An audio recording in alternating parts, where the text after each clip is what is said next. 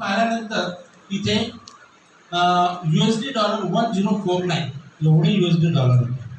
आता तर 27 मल्टिप्लाय केला पण आजच्या डेटला $80 पर डॉलर आहे आणि याचे चार्जेस होणार 73,430 ज्याला इम्पॅक्ट फॅक्टर नाही आहे थॉम्सन पण फॉरेनचा पब्लिकेशन ओपन एक्सेसचा चुकीनं पब्लिश केला तर ₹73,000 लागेल आणि माझ्या तर आता गुगलवर 1028 पेपर आहे गुगल स्कॉलरवर आणि स्कोपसवर 693 पेपर आहे आजच्या डेटला. तुम्हाला आता घर विकावं लागेल नाही तर बायकोकडून डिवोर्स द्यावा लागेल. दोनपैकी एकच गोष्टी माझ्यासाठी शक्य आहे. पण रिसर्च करायचं ना आपण आपलं फॅमिली तोडायची असं नाही होऊ शकत ना. मग इथे जायचंच नाही ना. हे तुम्ही प्रिकॉशन घ्यायला पाहिजे. असे खूप चांगले पेपर आहे. तुमचं कोणत्याही कॉन्फरन्सचा एक पेपर आहे. Your work is very interesting आणि if you submit your work and your work highlighted in the whole world असे मोठ्या शब्दाने तुम्हाला अघोषित केलं जातं. मग आपण तिथं पेपर सबमिट केला आणि असं प्रोसेसिंग फीमध्ये येतं आणि हे खूप कठीण असतं एवढे पैसे देऊन. म्हणून फक्त थॉम्सन रुटर हाच इम्पॅक्ट फॅक्टरचा पेपर पब्लिश करायचा ना all science and Scopus index in journal in the UGC care list. म्हणजे तुमचा कोणताही सायन्सचा पब्लिकेशन असो कोणताही स्कोपसचा असो तो UGC केअर लिस्टमध्ये असते. काही काही ठिकाणी आपले जे एक्सपर्ट येतात तुमचं प्लेसमेंटला मी पाहिले एक दोन ठिकाणी सर हे स्कोपस में UGC केअर नाही. अरे मोठा जो स्कोपस प्लेस आला तो UGC केअरमध्ये असतोच ना लिहिला आहे त्याच्यामध्ये नाही ऐकायला तयार आहे. मग ऐकता 2-4 लोकांनी सांगितलं तर एवढा आपला कॉन्फिडन्स असायला पाहिजे की UGC केअर लिस्टमध्ये स्कोपस आणि ज्याचे पेपर असतात ते फॉरेनच्या पब्लिकेशन तुम्हाला UGCचे काय लेखं दिलं आहे. हे इंडियाने ठरवलं आहे UGCने ठरवलं आहे की 2 paper publish in the Scopus and science they are already considered in the UGC list. ते UGC लिस्टमध्ये आहेच त्याच्यामुळे तुम्हाला त्याची काळजी करू नये. नंतर थॉम्सन रुटर इम्पॅक्ट फॅक्टर हे फार जुनी एक एजन्सी आहे त्यांच्या थ्रू हे सुरू आहे. आता एक मी तुम्हाला मग सांगितलं इंडेक्सिंग हा शब्द पाहावा. So just you can see your abstract and indexing. आता इथे लिहिलं आहे इंडेक्सिंग हे आणि इथं स्कोपस हा शब्द आहे. म्हणजे ही पब्लिकेशन आहे प्रोग्रेस इन मटेरियल सायन्स हा एक पब्लिकेशन आहे आणि याच्या इंडेक्सिंग तुम्हाला स्कोपसमध्येही आहे. हा स्कोपस वर्ड दिसला तरी तुमचा पेपर स्कोपसमध्ये 100% पब्लिश होईल आणि त्याच्यामध्ये तुम्ही काम करू शकता. आता मी तुम्हाला पूर्वी सांगितलं मी तुम्हाला पेपर रायटिंग शिकवायला मी सांगायला आलो. तुम्ही काय बरं सांगायला ना याकडे हा आमचा पेपर आहे जरा न्यूमरिसनचा ॲल्जबरचा हा सिम्बॉल ॲल्जबरचा आणि याचा इम्पॅक्ट फॅक्टर आहे 3.599. फिजिक्स केमिस्ट्री बॉटनी झुलॉजी आणि सायन्सचे मॅक्झिमम सब्जेक्ट म्हणून टेक्नॉलॉजी एक इम्पॅक्ट फॅक्टर थॉम्सन रुटरचा हा स्टँडर्ड मानला जातो. बरोबर आहे. कुणी एवढं म्हटलं की PhD करून माझे 2 पेपर पब्लिश झाले 1.1ला झाले 1.2 झाले इट इज व्हेरी स्टँडर्ड आहे. 2 असेल तो व्हेरी नाईस 3 असेल तर 3च्या वर असेल तर आउटस्टँडिंग तो मानला जातो. त्याच्यामुळे आपण कोणाशी बोलताना त्याची एक लेवल आपल्याला माहीत असते. तर आपला इम्पॅक्ट फॅक्टर आपलं स्टुडंटचा इम्पॅक्ट फॅक्टर आपल्याला लॅबचा इम्पॅक्ट फॅक्टर नेहमी 1च्या वर असायला पाहिजे हे आपण करतो. हा आमचा पेपर आहे 3.599 चांगला आहे आणि हा ॲल्जबरमध्ये पब्लिश आहे. हा ॲल्जबरचा सिम्बॉल आहे आणि हा माझा स्टुडंट आहे. हा स्टुडंट सध्या साऊथ आफ्रिकेला आहे पोस्ट डॉक्टर. मी माझ्या 10 विद्यार्थ्यांना फॉरेनला पाठवलेला पोस्ट डॉक्टर तेवढी तयारी मी आपल्या लॅबमध्ये करून देतो आणि हे दोघं वेटिंग आहे. तर इम्पॅक्ट फॅक्टर 3.99 आहे. दुसरा हा एक आहे त्याचा इम्पॅक्ट फॅक्टर 4.35 आणि हा RSC ॲडव्हान्टेज आहे. इथे केमिस्ट्रीचं कुणी असेल त्याला माहिती आहे RSCमध्ये रॉयल सोसायटी ऑफ केमिस्ट्री केमिस्ट्रीच्या लोकांचं RSCमध्ये पेपर पब्लिश करणं हे स्वप्न असतं. बरोबर आहे. आणि एकदा केमिस्ट्रीमध्ये त्यांचा पेपर पब्लिश झाला की त्यांचं वर्क एकदम हाय लेवलचं कन्सिडर केलं जातं आणि त्याला प्रोजेक्टसाठी पण बाकीचे पण फिजिक्सवाले पण तिथं करतात म्हणजे किती महाग आहे. म्हणजे इथं लिमिटेशन नाही आहे. हा फिजिक्सचा पब्लिकेशन केमिस्ट्रीचं असं नाही आहे ते तुमच्या डोक्यातून काढून टाका. रॉयल सोसायटी ऑफ केमिस्ट्री म्हणजे ते केमिस्ट्रीचेच करेल अशातला भाग नाही. Standard publication royal society of chemistry जसं ॲल्जबर आहे तसं royal society of chemistry American chemical society ACS हे स्टँडर्ड पब्लिकेशन आहे.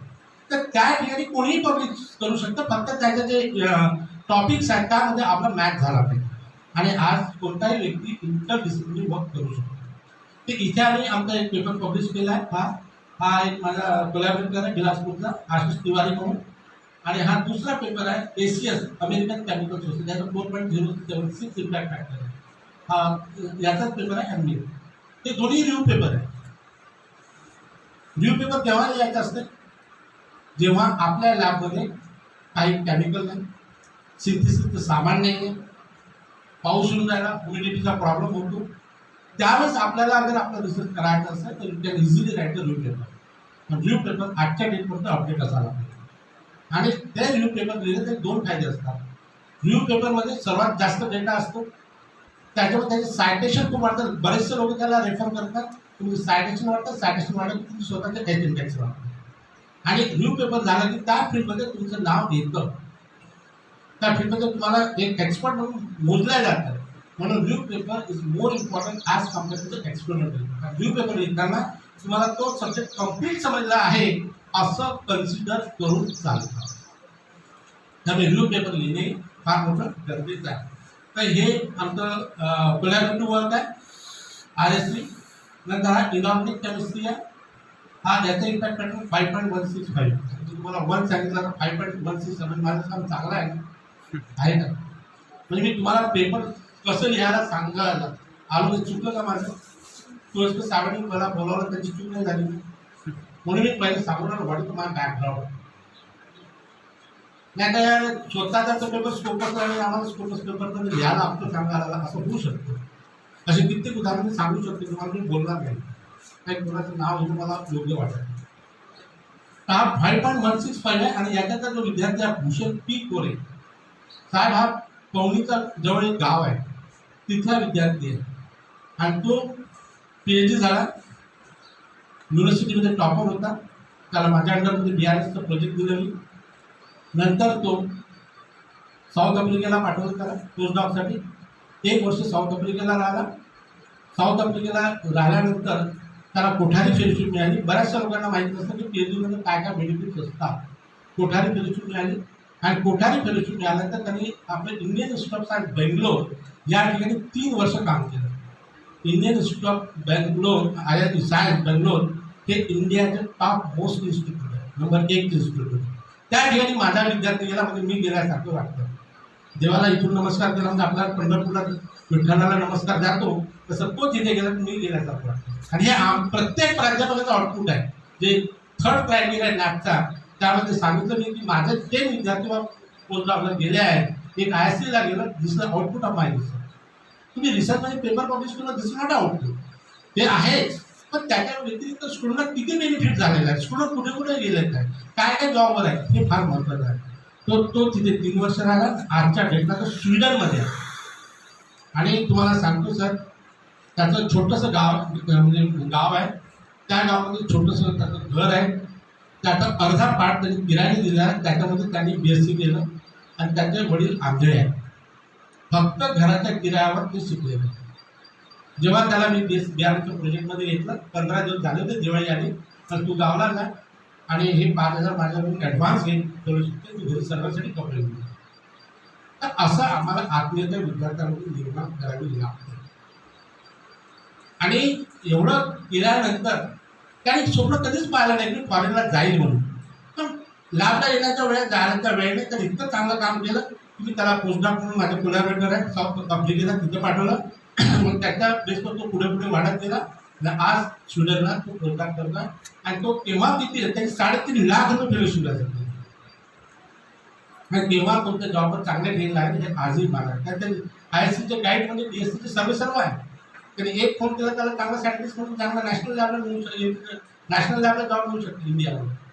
तर असे आम्ही विद्यार्थी तयार करत असतो. म्हणून आम्हाला हे 5.165चा पेपर त्याला पब्लिश करायला लागतो. तो माझा फॉरेन कोलॅबरेटरमध्ये सोबत आहे. दिस इज हेनरिक स्वाट, हा माझा फॉरेन कोलॅबरेटर आहे. मी हा त्याचा फॉरेन कोलॅबरेटरचा ग्रुप आहे.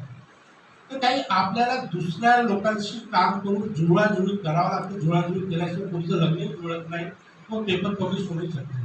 ते सर्व फॅसिलिटी आपल्याकडे नाही राहतो. म्हणून त्यांच्या फॅसिलिटी पण आपल्याला वापरून आपल्या पेपरचा वर्कची क्वालिटी वाढवणं आपण फार गरजेचं आहे. नंतर हा त्याचाच दुसरा पेपर आहे.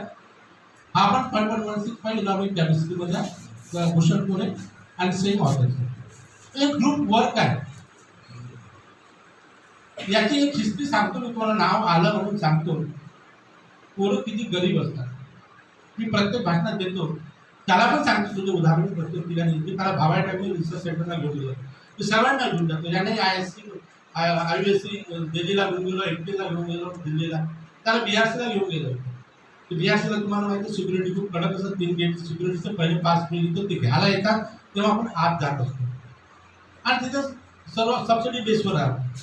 कामाचं कुपन देतात आणि आतमध्ये आणि बाहेर आम्ही फक्त सकाळी नाश्ता केला आणि नाश्ता करून आम्ही बसतो तो गेटवर. तर आम्हाला गाडी घेऊन घ्यायला आल्या आतमध्ये. 3 गेट आहेत, ते सोबत असतील तरच आम्हाला परमिशन मिळते BRCवरती, त्यात परमिशन नाही. ते प्रोसेस आम्हाला पहिलेच निपटावं लागतं.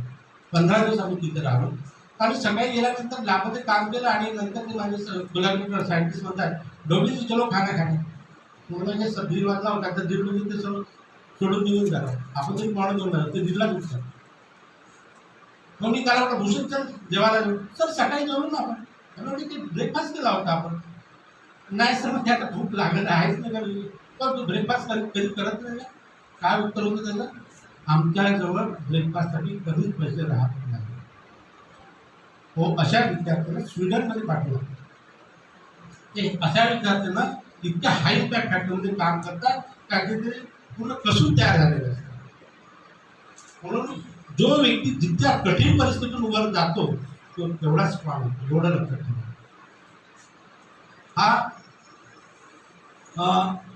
दिस paper in collaboration with the computer science. मी फिजिक्सचा आहे, मी सगळ्या सब्जेक्टची काम करतो. मी नैना मॅडमसोबत बॉटनीमध्येही काम सुरू आहे. आता कोणत्या सब्जेक्टचा मी इथे कम्प्युटर सायन्ससोबत काम केलं आहे, मशीन लर्निंगवरती. आणि हा इम्पॅक्ट फॅक्टर 3.59 विजय आणि बारे आणि आणि त्यांच्यासोबतही मी आपलं काम करतो, म्हणजे कम्प्युटर सायन्ससोबतही माझं काम केलेलं आहे. नंतर पेपर इन कॅन्सर ट्रीटमेंट, म्हणजे जे इम्पॅक्ट ऑफ कार्बन 5 IMD, म्हणजे जे कॅन्सरवर ट्रीट करतात गामा रेनी, आता कार्बन पार्टिकलही करतात. जिथं कॅन्सर सेल असतात तिथे जे कार्बन पार्टिकल जातात ते हेवी आयन असतात, जास्त लॉंग डिस्टन्स जाऊ शकत नाही. आणि ज्या कॅन्सर सेल असतात तिथंच ते रेट पडतात आणि ते किल करतात. म्हणजे बाजूचा म्हणजे नॉर्मल टिश्यू खराब होत नाही. नाही तर पुन्हा तिथं 20 वर्षाच्या आतमध्ये कॅन्सर होतं, 20 वर्ष जास्तीत जास्त आयु असते. पण कार्बन पार्टिकलने काम केलं तर त्याच्यावर अजून आयु वाढवू शकतो. आणि तर त्याच्यावरही काम आहे. आता मी फिजिक्स आणि cancer cell it is very difficult, त्याच्यावरही काम केलेलं आहे इथे आम्ही. आणि हे त्याचा इम्पॅक्ट फॅक्टर 2.47 आहे. तर हे तुमचा सब्जेक्ट आहे. आम्ही याच्यात रेडिएशन डॉक्युमेंटरी आहे. कार्बन पार्टिकल तिथं ओळख म्हणजे एक रेडिएशन डोज आहे, त्या रेडिएशन डोजवर आम्ही काम केलेलं आहे. तर त्याच्यामुळे आम्ही आरामात आपलं काम करू शकतो. आणि हे रेडिएशनला जेवढं काम आपण करतो ते फार महत्त्वाचं आहे. म्हणून हे आम्ही याला लागणारे रेडिएशन डॉक्युमेंटरी मटेरियल आम्ही बनवले आणि त्याच्यामध्ये कॅन्सर सेल कसं ट्रीट करायचं यावरती पण आम्ही इथे काम केलं आहे. म्हणजे this is a completely biological related paper. It is not only for physics. Physics तर आहे याच्यामध्ये रेडिएशन डॉक्युमेंटरीचं असल्यामुळे. नंतर हा पुन्हा आहे the study of the carbon particle, हा 3.43 मध्ये आहे. याच्यामध्ये हा पहिलं नाव करण कुमार गुप्ता. हा स्टुडंट माझा आजच्या डेटला तायवानला.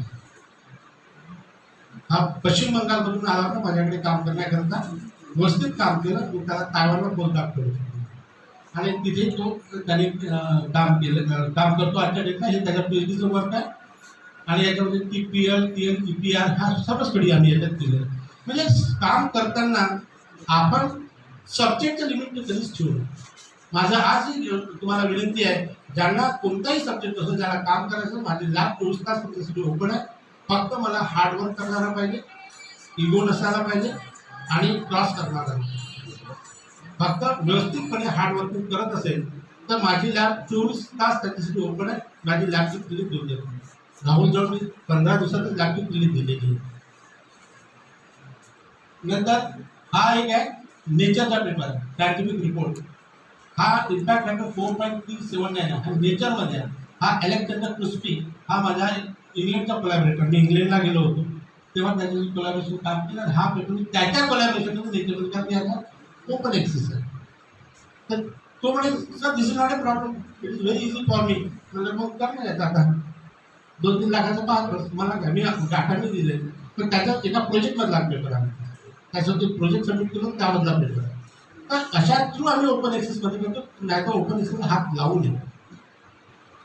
त्याच्यानंतर पेपर पब्लिशिंग नेचर हा दुसरा पेपर आहे. नेचरचा LPJ 2D मटेरियल आणि ॲप्लिकेशन 11.106 इम्पॅक्ट फॅक्टर आहे. 11.106 हा थॉम्सन रुटरचा इम्पॅक्ट फॅक्टर. जे सगळे जे इम्पॅक्ट फॅक्टर सांगून आहे थॉम्सन रुटरचं. आता 11.106 मध्ये चांगला आहे सर, ग्रेट आहे नाही. यासाठी आम्हाला किती मेहनत करावी लागेल असं ते आम्हालाच माहिती आहे. नंतर हा रिन्युएबल अँड सस्टेनेबल एनर्जी हा ॲल्जेब्राचा पेपर आहे. याचा 14.982 इम्पॅक्ट आहे. हा माझा जो विद्यार्थी आहे VD पावडे आणि माझा फॉरेन कोलॅबोरेटर SC स्वाट हा VD पावडे LIT मध्ये आहे आता सध्या आर्टिकल नागपूर. असे पेपर करा की तुम्हाला LIT सारखं संस्था पण जॉब देतात. नाही तर आपण मला जॉबच नाही आहे का की केलंच काय तू इंटरव्ह्यूमध्ये बसल्यानंतर समोरच्या लोकांना तू कसं आपल्याला हे करतो. तर याला LIT मध्ये जॉब द्या. सुरुवात त्याची LIT ला झाली PhD नंतर. तो माझ्यापेक्षा मोठा व्यक्ती होणार एवढं लक्षात ठेव. मी तर 18 वर्ष एका कॉलेजमध्ये प्रायव्हेट कॉलेजमध्ये घालवले. 6 ते 6 वर्ष प्राचार्यशिप केली. नंतर विद्यापीठात 2009ला आलो. पण याची सुरुवातच LIT मध्ये झाली. किती मोठा व्यक्ती आणि त्याचा इम्पॅक्ट आहे 14.982. मी म्हटलं एक इम्पॅक्ट फॅक्टरचा खूप स्टँडर्ड असतो, सन्मानजनक रिसर्च पेपर 11 पॉईंटचा. त्याची किती व्हॅल्यू असेल. हा नॅनो मायक्रो लेटर याचा इम्पॅक्ट फॅक्टर 16.419 आहे. बरोबर आहे. तुम्हाला पेपर सांगायचं हक्क आहे ना मला कसं लिहिता म्हणून, तर तेवढंच मला सांगायचं. हा 16.419 आहे. KNC ह्या भद्रावतीमध्ये नीलकंठराव शिंदेचे सुपुत्र आहे. त्याचं कॉलेज आहे शिंदे विज्ञान आणि कला महाविद्यालय. त्याच्याने तो तिथेच असोसिएट प्रोफेसर लागला. हा साऊथ कोरियाला पोस्टडॉक म्हणून पाठवला. साऊथ कोरियाला तो 1 वर्ष लागला आणि तिथेच मी 1 महिना व्हिजिटिंग प्रोफेसर पण गेलो होतो. नंतर पण मी बोलावलं म्हणून गेलो नाही. आणि एवढा म्हणजे कॉम्प्लिकेटेड कंपाऊंड बनवून त्याला 16.419 इम्पॅक्ट फॅक्टरमध्ये गेला. तर हा कितीतरी हे आहे.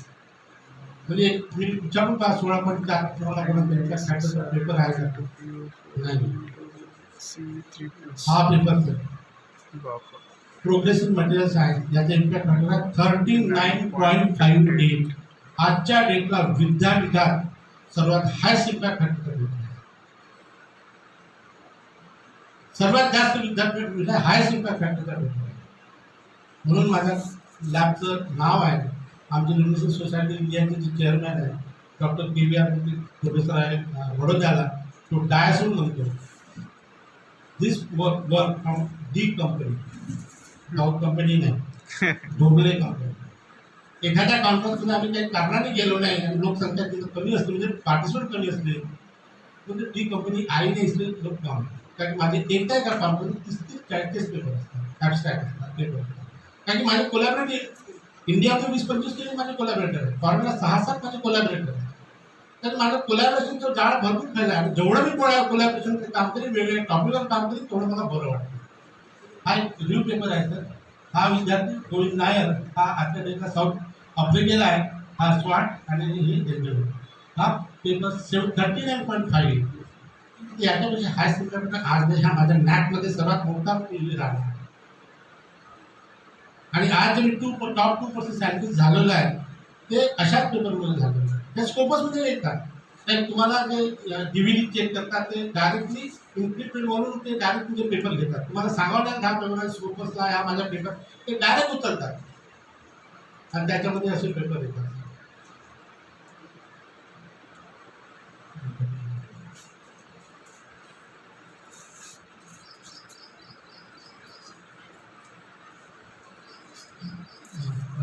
मी एडिटर आहे लुमिनिसेन्स याचा इम्पॅक्ट फॅक्टर 2.464 आहे. हे थॉम्सन रुटर इम्पॅक्ट फॅक्टर आहे. स्कोपस आहे आणि मी visiting professor Shegaon university south कोरियाचा.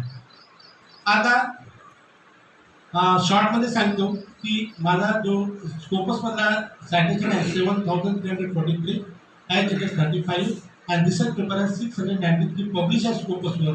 आणि गुगल स्कॉलरवर माझं सायटेशन आहे 9283 HHS आहे 40 I10 इंडेक्स आहे 276 आणि पेपर पब्लिश आहे 1028 1028 पेपर. तुम्ही गुगल स्कॉलर त्यांचे ढोबळे टाका. माझ्या फोटोसेट देतो. तुम्ही खाली क्लिक करत चालले जा. तुम्हाला 1028 पेपरची लिस्ट दिसते. आणि इथे बार दिसेल त्याच्यात तुम्ही हे याचा अपडेट असतात. आणि या इयर वाईज जर तुम्हाला स्कोपसवर पाहायचं असेल तर 2016 मध्ये माझे 54 पेपर होते. हे माझ्या नॅकचा डेटा घेतला, नॅक पिरियडमध्ये 2016 मध्ये 54 पेपर आहेत, 17 मध्ये 55 पेपर स्कोपसला आहे, 18 मध्ये 57 आहे, 19 मध्ये 40 आहे आणि 20 मध्ये 59 आहे आणि 2021 मध्ये आजच्या डेटपर्यंत 65 पेपर पब्लिश झाले. आजच्या डेटपर्यंत 2021 संपलेला नाही तरी 61 पेपर 62 पेपर आजच्या डेटला पब्लिश आहे. आणि हे त्याचे सायटेशन आहे स्कोपसचे आणि हे गुगल स्कॉलर. म्हणजे माझं कॉन्ट्रिब्युशन विद्यापीठामध्ये 262 स्कोपसच्या पेपरच्या, बाकी UGC वगैरे माझ्या कोलॅबरेशन वेगळे, प्लस 4000 सायटेशन माझे स्वतःचे स्कोपसवर आहे, 5000 सायटेशन माझे गुगल स्कॉलर.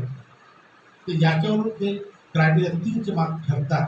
आणि मला वाटतं आमचा जो झाला आहे त्यामध्ये आम्हाला चांगले मार्क मिळाले आहे. याच्यामध्ये हा टेबलचा फार मोठा योगदान नसावं आणि जीवनामध्ये मॅथ्ससाठी आपण कामाला आपल्या विद्यापीठासाठी कामाला याचं दुसरं चांगलं सौभाग्य नाही. Research paper writing. आता आपण आपल्या टॉपिकवर येऊया. Title, author, address, abstract, keywords, introduction, experimental, result end discussion, conclusion, acknowledgement, reply या हेडिंग खाली आपण पेपर लिहित असतो. आणि याच्यामध्ये सपोर्टिंग डाटा लागतो, हायलाइट्स, नॉवेल्टी, ग्राफिकल ॲब्स्ट्रॅक्ट आणि सपोर्टिंग इन्फॉर्मेटिव्ह. आता मी एका पॉईंटवर तुम्हाला डिटेल डिस्कस करतो. आपण टायटल सांगितलं. आता तुम्हाला सर टायटल असं काय, पेपरचं टायटलही आम्हाला सांगतात. टायटल यासाठी सांगणं गरजेचं आहे की टायटल असं असायला पाहिजे, इंटरेस्टिंग असायला पाहिजे, ती वाचल्याबरोबर त्यात आत काय आहे हे कळलं पाहिजे. तो टायटलमध्ये असे शब्द असायला पाहिजे जे आजच्या घटनेला त्या सब्जेक्टची इनोव्हेटिव्ह वर्ड आहे ते असायला पाहिजे. टायटल असं इंटरेस्टिंग असायला पाहिजे की तुमची क्वालिटी ऑफ वर्क त्या टायटलमध्ये आलं पाहिजे.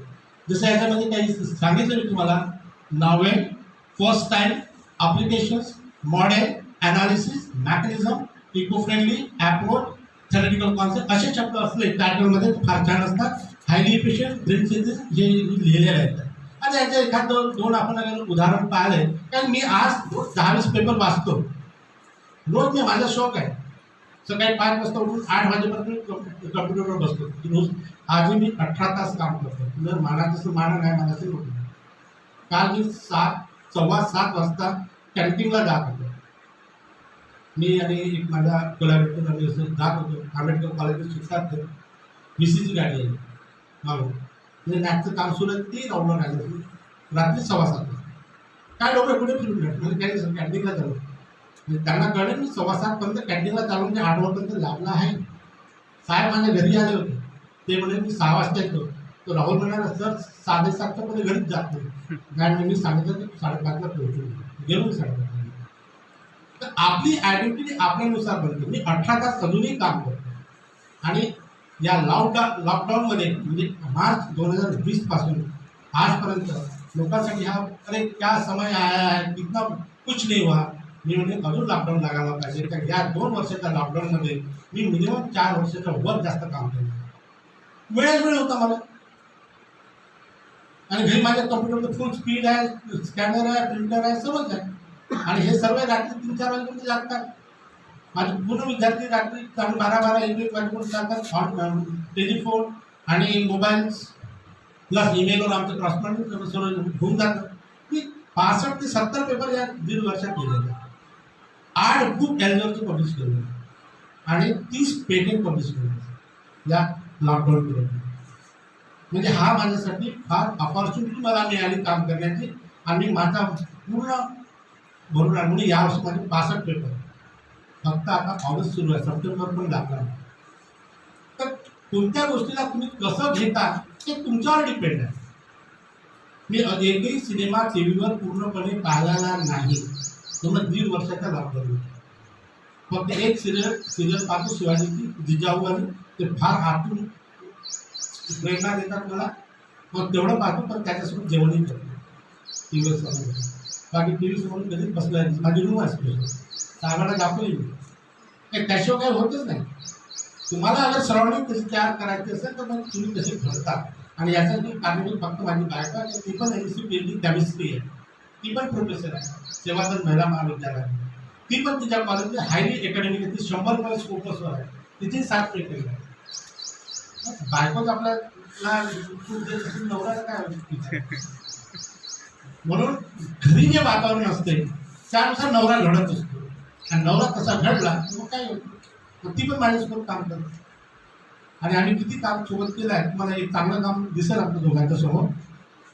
आणि म्हणून याच्या टायटल असेल असं पाहिजे, novel approach towards the improving the photovoltaic equipment by without shifting layer. आता नावेल अप्रोच म्हणजे याच्यामध्ये काहीतरी नवीन आयडिया आहे, टायटलमध्येच दिसतं. त्याचप्रमाणे इझिली सिंथेसिस लो कास्ट, आणि लो कास्टचं फार महत्त्व आहे. सिंथेसिस कसं करतात तुम्ही, किती कास्ट होते, हे सर्व मी शब्द जे केलेले आहेत. स्टेटस आहे renewable energy potential and utilization. हा रिन्युएबल एनर्जी वर्ड पोटेन्शियल. तर असे इनोव्हेटिव्ह वर्ड, नॉवेल वर्ड्स या टायटलमध्ये असायला पाहिजे, म्हणून एक टायटलचे दिले. आता दुसरं मी सांगतो ॲड्रेस. आता तुम्ही सर आमचा ॲड्रेस आम्हाला माहीत आहे ना. ॲड्रेसमध्ये जसा हा दिला, यातीश आर फॉलो आर ए आर कदम हे प्रोफेसर यांचे डोबळे. हा प्रोफेसर शब्द टाकला ना, असे मी 50 ते 60 इंटरनॅशनल पब्लिक हेल्थचा रेफरी आहे. पण इंडियाचा काही पेपर येतो, फॉरेनचे नाही तसे, त्याच्यामध्ये असे शब्द टाकतात, आम्ही त्याला चेकही करत नाही, डायरेक्टली रिजेक्टेड म्हणून पाठवतो. की जो आपला कोणताही ऑथर आपल्या नावासमोर प्रोफेसर लिहत असेल तर त्याला रिसर्च इथिक्स माहित नाही लिहायला पाहिजे. सीएनआर रावले आपल्यासमोर फक्त सीएनआर राव पेपरमध्ये असते, तो भारतरत्न आहे, ग्रेट रिसर्चर आहे, म्हणून हे प्रोफेसर असायला नको. ॲड्रेसमध्ये प्रोफेसर डिपार्टमेंट ऑफ फिजिक्स आहे, हा प्रोफेसर नकाराच. ॲड्रेस काय, डिपार्टमेंट ऑफ फिजिक्स द्या, युनिव्हर्सिटीचं नाव द्या, शहराचं नाव द्या, आणि जे हे पिनकोड आहे इंडियाचा पिनकोड आहे, नागपूरचा पिनकोड आहे, म्हणजे नागपूर डॅश करून त्याला पिनकोड. हे मी चुकीचा ॲड्रेस टाका, या असे ॲड्रेस नको. त्यानंतर department of physics I Nagpur near Futala lake Nagpur असं लिहिला, म्हणजे आमचं विद्यापीठ का फुटाळा लेक पासून फेमस झालं का? लोकांनी म्हटलं म्हणजे विद्यापीठाजवळ फुटाळा लेक आहे. तुम्हाला तुमच्या कॉलेज तुम्ही कॉलेजमध्ये जातं जे हॉटेल आहे त्याच्याजवळ समुद्र तुमचं कॉलेज असं म्हणणार का विद्याविकासाचं? ते चुकीचं आहे. आमच्या कॉलेजच्या जवळ एक जाम नावाचं शहरात तिथे चांगलं हॉटेल आहे असं आलं पाहिजे. प्रत्येक डिस्ट्रिक्ट वर्धा, समुद्रपूर डिस्ट्रिक्ट वर्धा लिहिलं आहे का कुठेतरी? हां, समुद्रपूर डिस्ट्रिक्ट वर्धा. कशाला डिस्ट्रिक्ट वर्धा? याचा पिनकोड लिहा ना समुद्रपूरचा 442305 आणि इंडिया लिहा. मग याच्यामध्ये एवढे पोटेन्शियल आहे की तुमचं कॉलेजचं इंटरनॅशनल फ्रेमवर आला पाहिजे. तुम्हाला काय वर्धेच्या भरोशात तुम्ही जेवण कापणार आहे का? समुद्रपूरला किंवा समुद्रपूरच्या कॉलेजला तुम्ही मोठे केलं तर समुद्रपूर ॲटोमॅटिक मोठं होणार आहे. त्याला वर्धेची ओळखची गरज नाही, आणि असे ॲड्रेस देणं म्हणजे चुकीचं आहे. मी इतक्या लोकांसोबत कोलॅबोरेशन करतो, फायनान्सचे करतो, पटपट असं उडून देतोय, म्हणजे त्याला खूप रागवतो. नेक्स्ट टाइम अगर ऐसा करोगे मेरे साथ काम नाही. हे काय प्रकार आहे? नियर फुटाळा तलाव, या एक मी आता मागे गेलो होतो हिंगण्याला नियर गुप्ता हॉटेल. अरे चला तुमचं हॉटेल आहे की तुमचं कॉलेज आहे? तुमचं कॉलेजच त्यांनी सांगितलं कॉलेज आमचं गुप्ता हॉटेल आहे म्हणून, तुम्ही गुप्ता हॉटेलचा ॲड्रेस घेऊन राहिले. आपण आपली स्कूल मोठं करायचं आहे, आणि इंटरनॅशनल लेवलवर पब्लिश करताना डायरेक्ट नागपूर 4403 इंडिया, माझा कुठेही ॲड्रेस मला एवढाच भेटेल, याच्यावर एकही लाईन भेटणार नाही. आणि कीवर्ड्स म्हणून मी ॲड्रेस पण तुम्हाला सांगितला.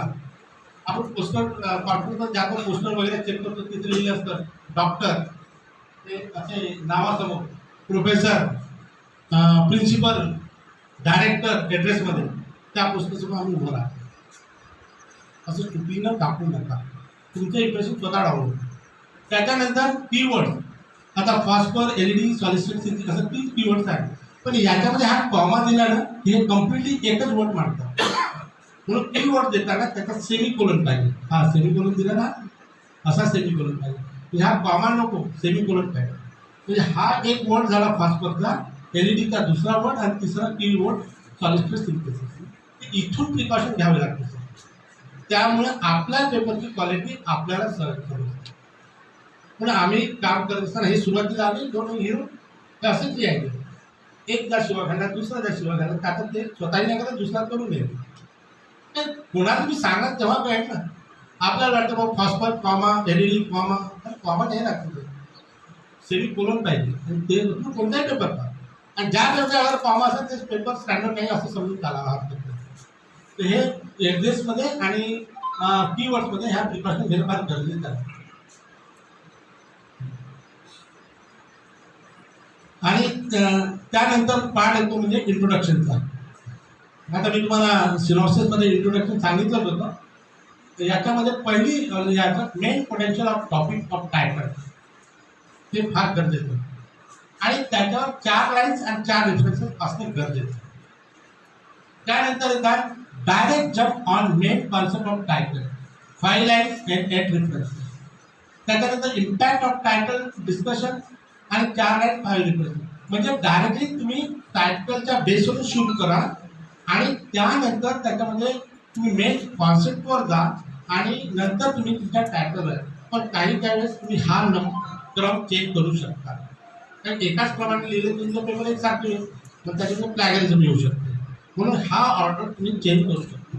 एखादा मराठीवाला लिहित असेल आणि तो शिवाजीच्या जीवन गाथेवर लिहित असेल, कॉमर्सवाला मायक्रो अध्ययन ऑफ दिस अर्बन वर्धाची बँक आणि हिंगणघाटची बँक, तर तिथं त्या स्टाईलने आपल्याला इंट्रोडक्शन द्यावं लागतं की अर्बन म्हणजे काय, सहकार संस्था काय आहे, मग वर्धेमध्ये कोणत्या टाईपची लोक असतात, हिंगणघाटमध्ये कशा टाईपचे लोक असतात, त्याचा बँकेला कसा सपोर्ट असतो, काय असतो, आणि मग त्याच्यामध्ये यायचं तुम्ही वर्धा आणि हिंगणघाटच्या या 2 बँकेचं मायक्रो अध्ययन करून पुढे प्रेझेंट करत आहोत.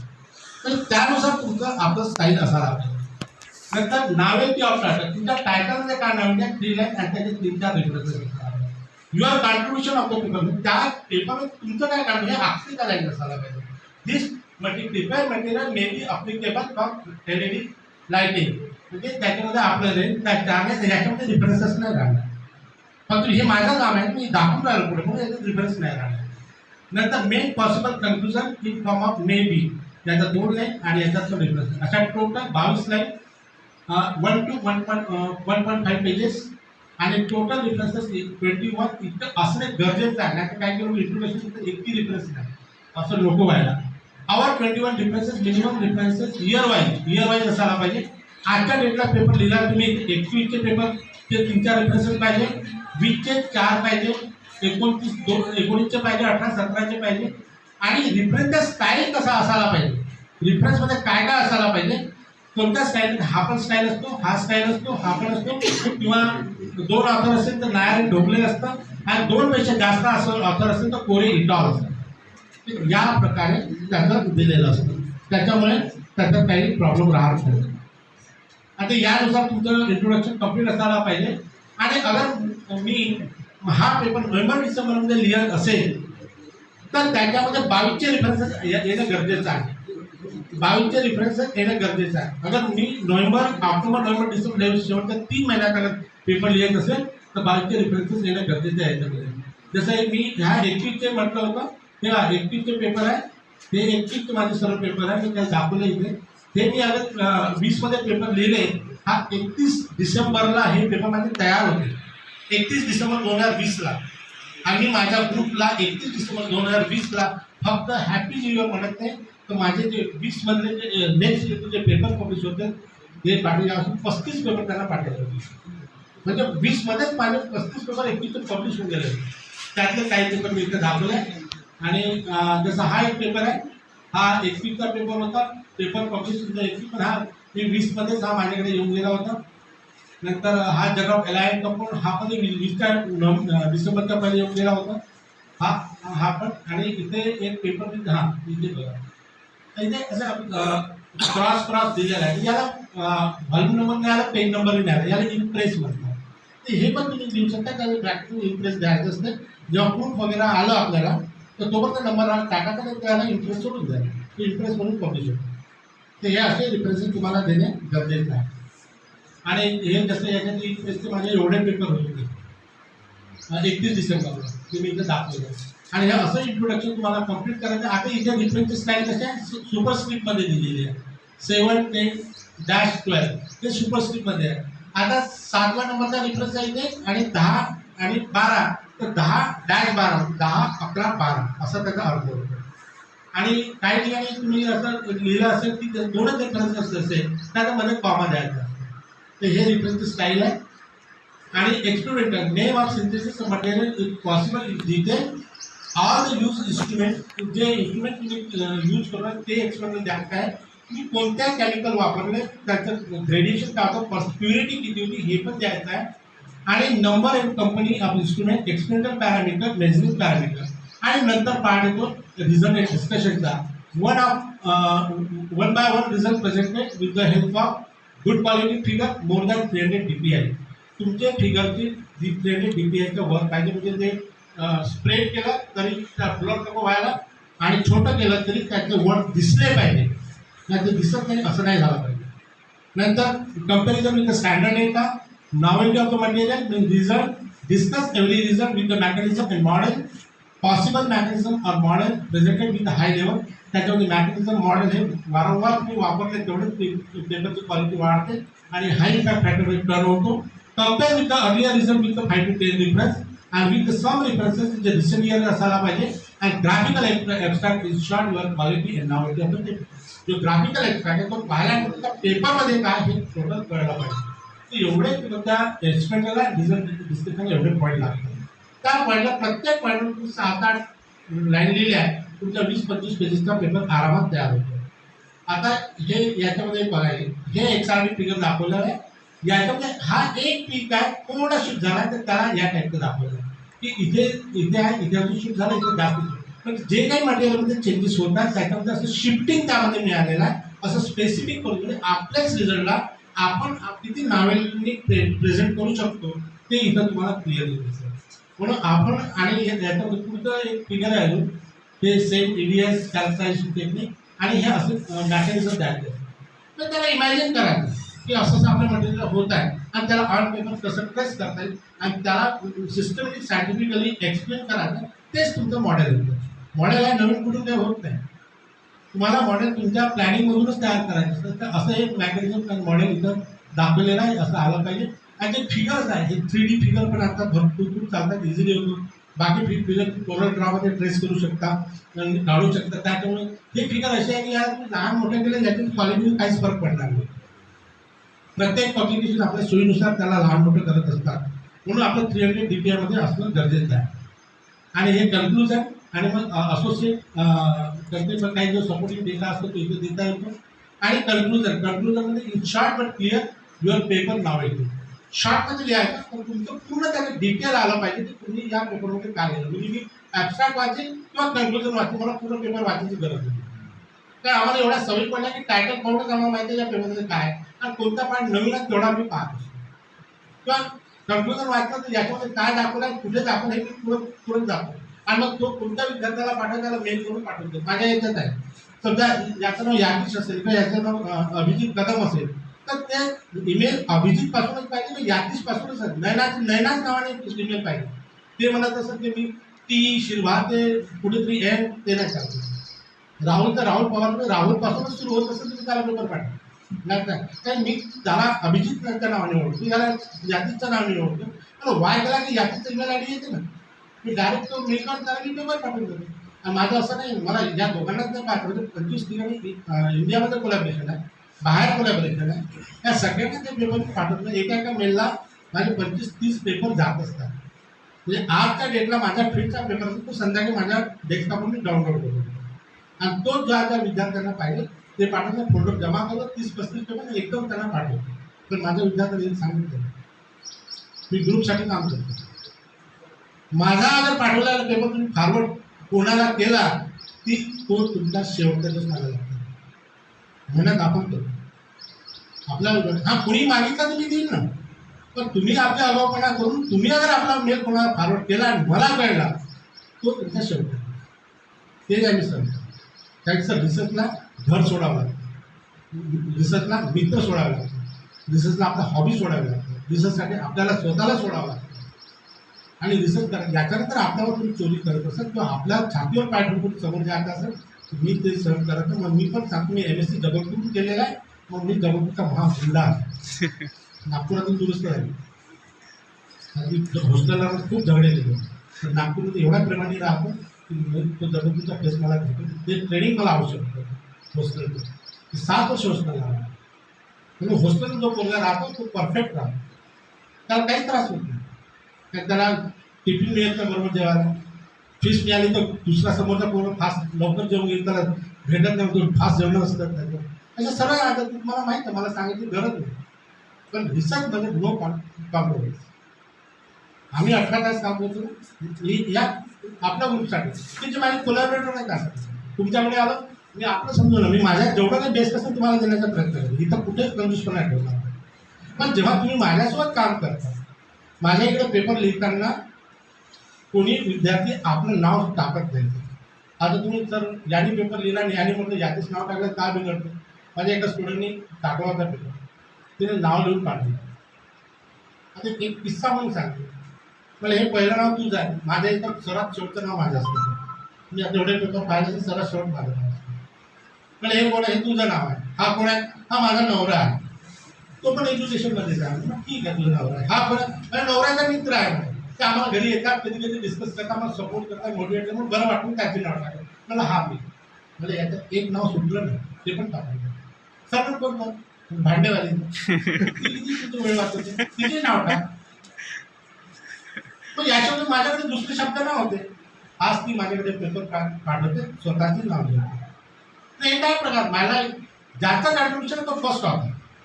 मी पण नाही राहणार मी लास्ट होतो. आणि ज्यांना आमच्या कामामध्ये सपोर्ट केला त्याला मी ठेवलं त्याने किती सपोर्ट केला त्याच्यानुसार तेवढेच नाव असतं. म्हणून नाव लिहिताना आपण आपल्याला समोरची जागा आपली चालली पाहिजे याचाही विश्वास ठेवला पाहिजे. कोणाचा एखाद्या याच्याबरोबर कोणाचं नाव टाकलं तो म्हणणार नाही तर आपण तर तुटेल ना सर. म्हणून मी असं पण होऊ देत नाही. तर हे जे आपण कन्क्लुजनमध्ये आपण improve the field of paper mechanism model you have mention in discuss in short if possible future scope लिहायला लागतात. रिफरन्सेस कट अँड पेस्ट करून लावू नये.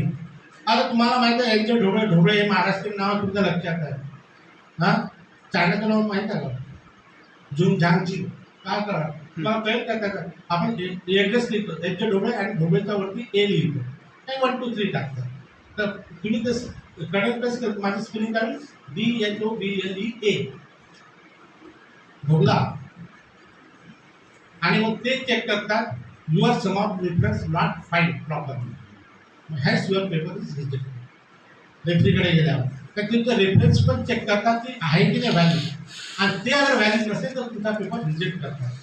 म्हणून तुमचे जे रेफरन्स असतात ते व्यवस्थित तुम्ही कनेक्ट केले पाहिजे. मला माहिती आहे त्यांची नावं कठीण असतात तर ते करताना आपण एकदा डोळ्यात ते घालून चेक करावं की प्रॉपर रेफरन्स तुम्ही लिहिला का नाही. आणि ज्या पॅटर्नमध्ये तुम्हाला तिथं पाठवायचं आहे त्याच्याच पॅटर्नमध्ये पर्याय असायला पाहिजे. अजून एक गोष्ट सांगतो अगर मला जनरल इंग्लिशचा पेपर पाठवायचा असेल तर माझं नैतिक कर्तव्य आहे की जनरल इंग्लिशचं 5-6 रेफरन्सेस त्याच्यात असायला पाहिजे. तर तो एडिटरकडे जातो तो पैसाला आपल्या पब्लिशरचा एकही रेफरन्स नाही दिला म्हणजे आपलं वाचतच नाही. मग याचा वापर थांबायचा आपण असं भावना येत नाही फॉरेनच्या लोकांना. पण त्यांचंही असतं की त्यांची थोडी पब्लिसिटी झाली पाहिजे त्यांची सायन्स वाढले पाहिजे पण त्याची इम्पॅक्ट फॅक्टर वाढला पाहिजे. म्हणून ते थोडे 4-5 नावं असतात ना त्याच्या फील्डमध्ये तेव्हाच आपण म्हणतो तुमच्या फील्डमध्ये आमचा पेपर पाठवला मग तुमचे या टाईपच्या पेपरमध्ये पब्लिश आहे हा त्याचाही अर्थ होतो. तर तेवढी काळजी पण तुम्हाला घेणे फार गरजेचं आहे. नंतर हे जे रेफरन्सेस आहे एक्नॉलेजमेंट फंडिंग एजन्सी केली ते पूर्ण लिहायचे असतात आणि हे एक्नॉलेजमेंट ते एक्नॉलेजमेंट सॉरी रेफरन्सेस याच्यामध्ये बुकचं रेफरन्सेस स्टाईल वेगळं असतं चॅप्टरचं वेगळं असतं आणि पेपरचं वेगळं असतं त्यानुसार तुम्हाला हे लिहायचं आहे. आणि तुम्ही एक्नॉलेजमेंट फंडिंग एजन्सी लिहू शकता कोलॅबोरेटरचे नाव लिहू शकता पार्टिसिपेट इन डिस्कस अँड सपोर्टवर यांना एक्नॉलेजमेंटमध्ये टाकतो. अशा प्रकारे तुमचा रिसर्च पेपर कम्प्लीट होतो. आणि एवढं तुम्ही फिजिक्स पाहिले एवढ्या छोट्या छोट्या गोष्टी पाहिल्या तर फॉर्म आणि कॉलमपासून तर ऑथरच्या नावापासून तर टायटलपर्यंत तर तुमचा पेपर चांगला होऊ शकतो. आणि काही याच्यामध्ये ग्राफिकल ॲबस्ट्रॅक्ट मागतात. ग्राफिकल ॲबस्ट्रॅक्ट कसा असतो जसं हा माझा पेपर आहे याचा हा ग्राफिकल ॲबस्ट्रॅक्ट म्हणजे इथून या CI डायग्राममध्ये व्हाईट कलर इथे मिळतो आणि या करतात म्हणजे तुम्ही यामध्ये जे काही चेंजेस केले त्याच्यानुसार कलर चेंजेस होऊन राहिला तो इथं दिसून राहिला तर हे झाला ग्राफिकल.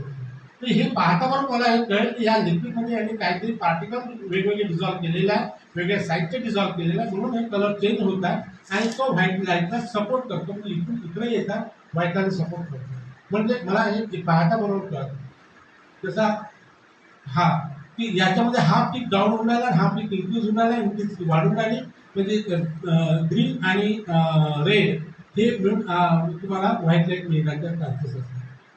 आता हा पेपर फार किती झाला इथे हा एक component BA2 MgPO4 times U2+, याच्यामध्ये PO4 आणि PO3 रिप्लेस केलेला आहे. तर यांना x व्हॅल्यू 2 - x आहे, x व्हॅल्यू 0 केली हा पीक मोठा येतो, हा पीक छोटा येतो. नंतर x = 0.2 केलं हा पीक वाढतो, हा कमी होतो आणि वाढत गेला की x = ला फक्त हा पीक येतो, पहिला पीक येत नाही. म्हणजे with changing this PO4 can replaced by the BO3 is completely changes the peak position. याला कलर ट्युनिंग म्हणतात. ते मला पाहता बरोबर लक्षात येईल की याच्यात काय दिलेलं आहे. तर याच प्रकारे तुमचं ग्राफिकल ॲब्स्ट्रॅक्ट असायला पाहिजे.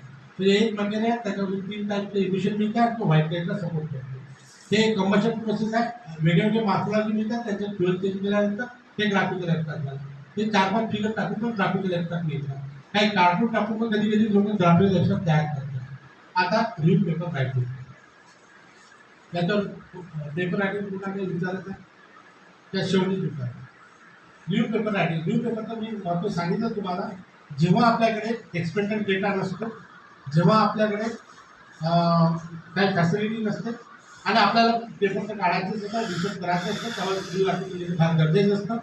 याचे ॲडव्हान्टेज आहे possible high impact factor. In science our possible up to the 60 impact factor, 60 impact factor तुम्ही पब्लिश करू शकता.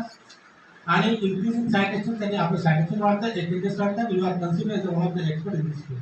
एवढ्या गोष्टी आपल्याला रिव्ह्यू आर्टिकल पब्लिश केल्याने मिळतात. आता एक मी लिहिला आहे revolution in mosquitoes, repellent and health problem, याच्यावर माझं काम सुरू आहे.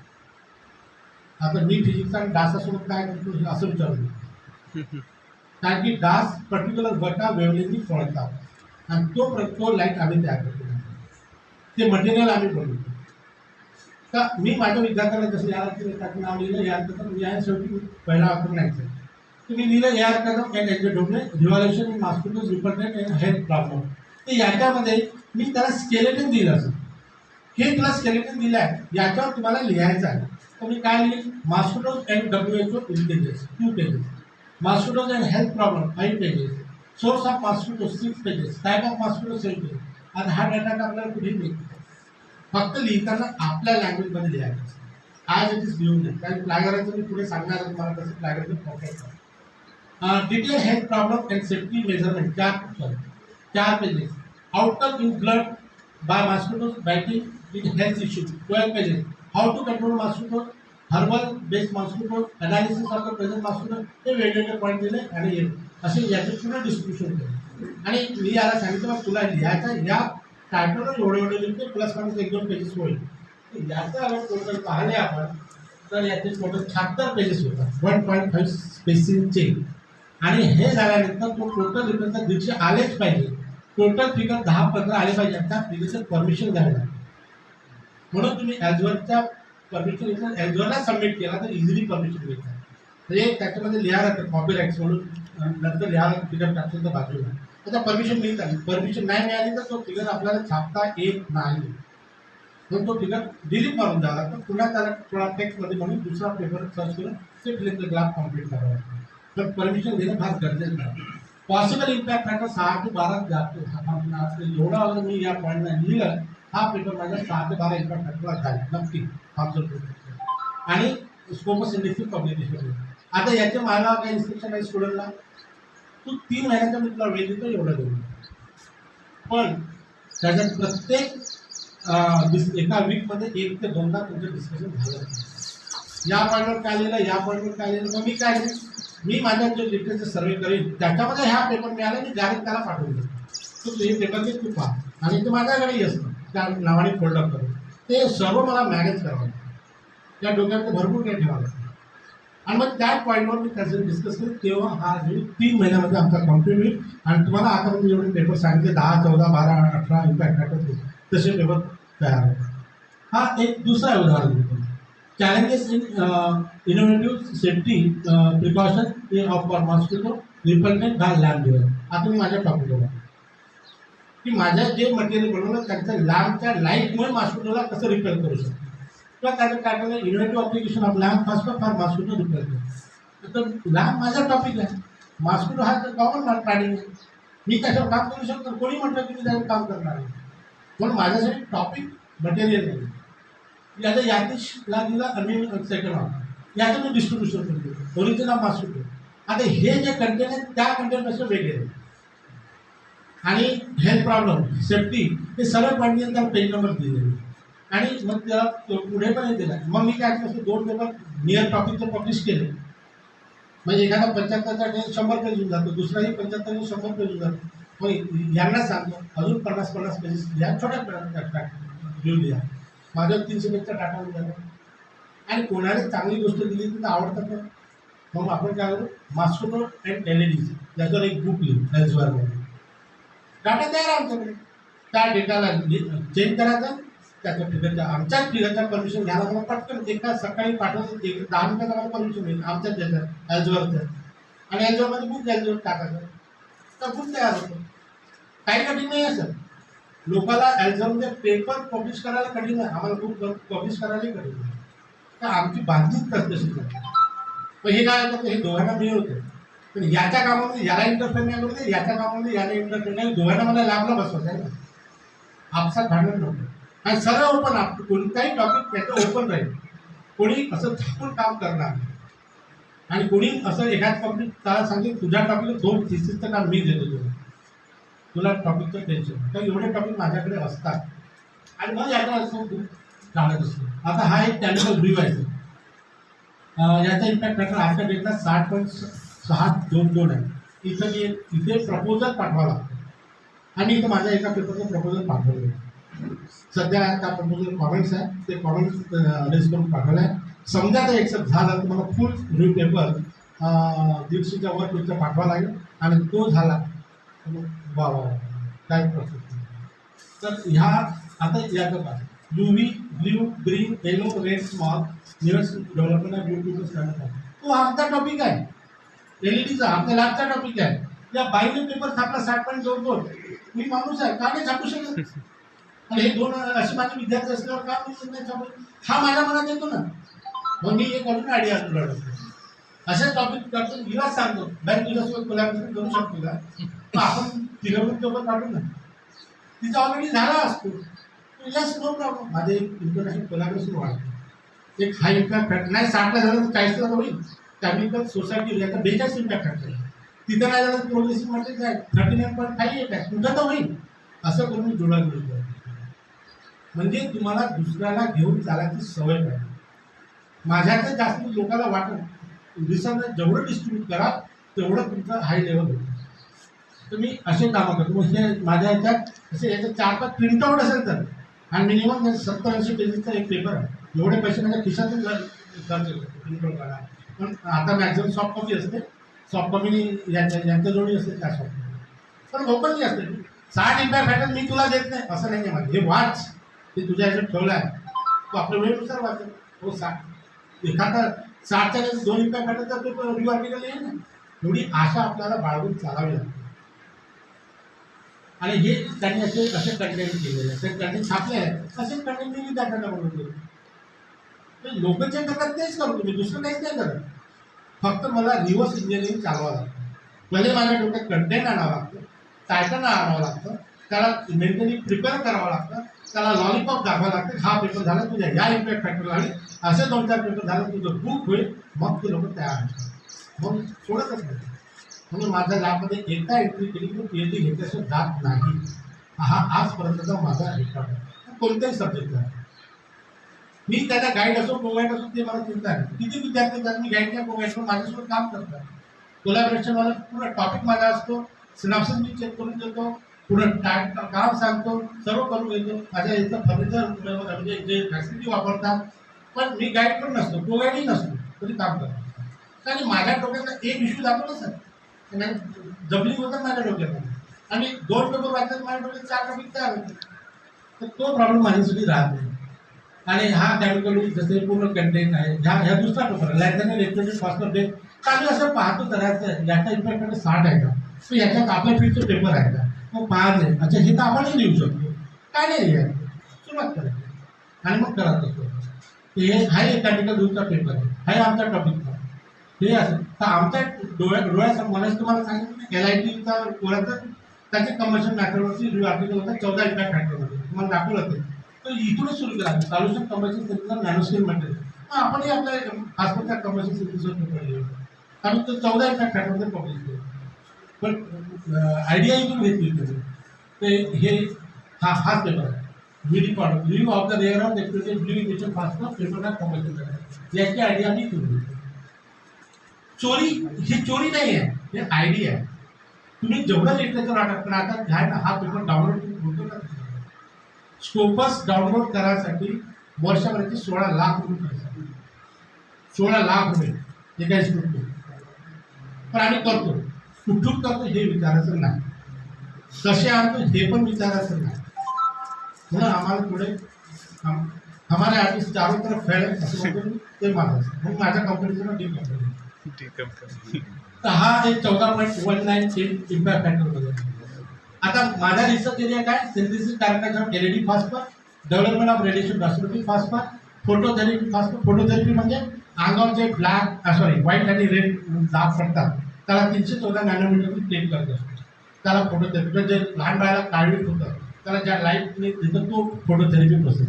त्या मटेरियल पण आमचं काम आहे. Utilization of fly, water purification आणि फॅब्रिकेशन डेव्हलपमेंट ऑफ हे माझं मेन टॉपिक आहे. पण याच्या व्यतिरिक्त मी बाकी टॉपिकसोबत काम करतो. म्हणजे हा फिजिक्स माझं काम सुरू आहे, केमिस्ट्रीसोबत, इलेक्ट्रॉनिक्ससोबत, computer science, zoology, geology, botany, microbiology, cosmetic technology, mechanical engineering, pharmacy, management आणि इकॉनॉमिक्समध्ये सुद्धा काम माझं सुरू आहे. एवढ्या सब्जेक्टवर मी काम करतो आणि प्रत्येक सब्जेक्टला माझा टॉपिक मी अटॅच करतो, नसलाही अटॅच करतो. माझे जे आयडिया त्यामध्ये येऊन त्याच्यावर काम करतो, तेव्हा आपलं काम होत असतं.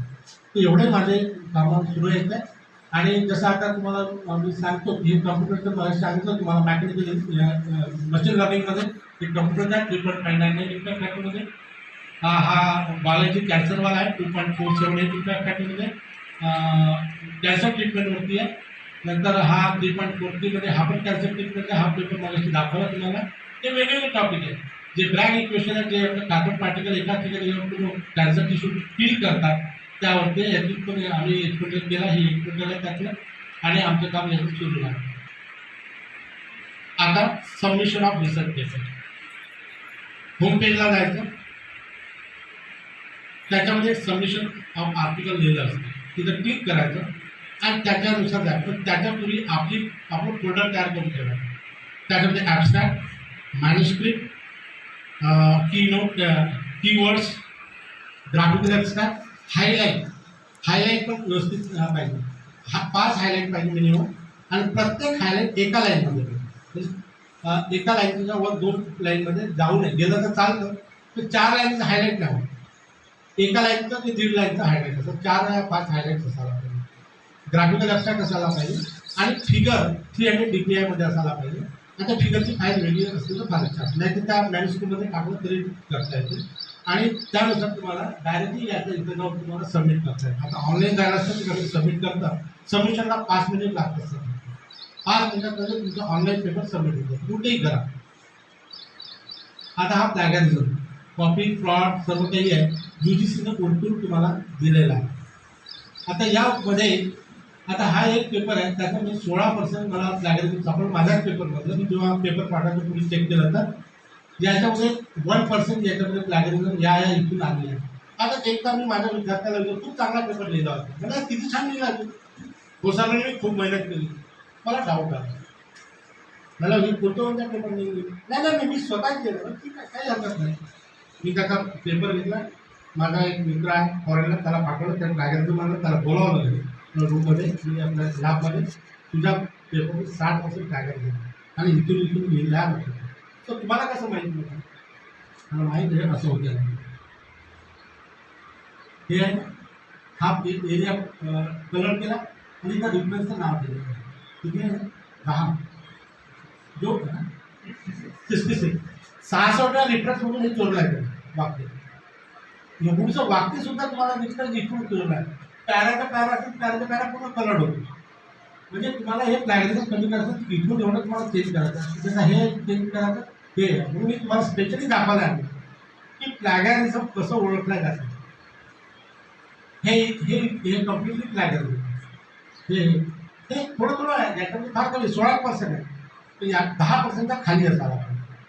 म्हणून हे आरामात होतात. 2 तास बसतात ते नागरिक म्हणजे आपण लिहिताना कधी आपलंच वाक्य होतात. आज लिहिलेलं वाक्य उद्या लिहिलेलं वेगळं राहते, पण परवा तेच वाक्य येऊ शकते. त्या फिट तुमचा एकसारखाच असते. म्हणून आपल्याला वारंवार चेंज करायचं आणि मग पाठवायचं.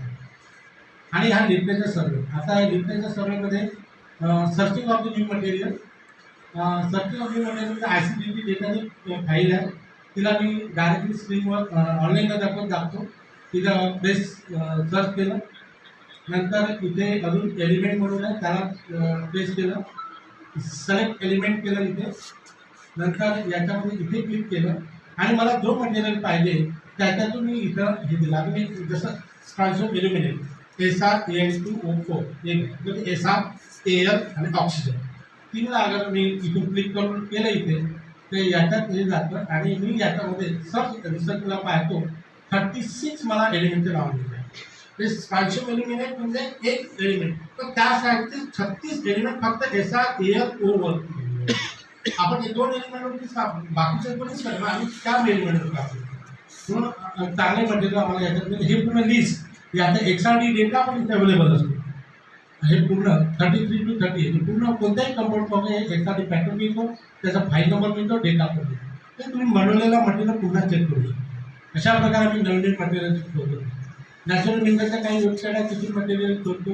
लिटरेचर सर्वे, गुगल स्कॉलर, स्कोपसमधून लिटरेचर सर्वे करतो आणि वेगवेगळ्या काही सोर्सेस आहेत जसा स्कोपसची वेबसाईट आहे तिथूनही आम्ही करतो. मी ज्याला डायग्राम्स केलेलं तर इथूनही आम्हाला करता येतो.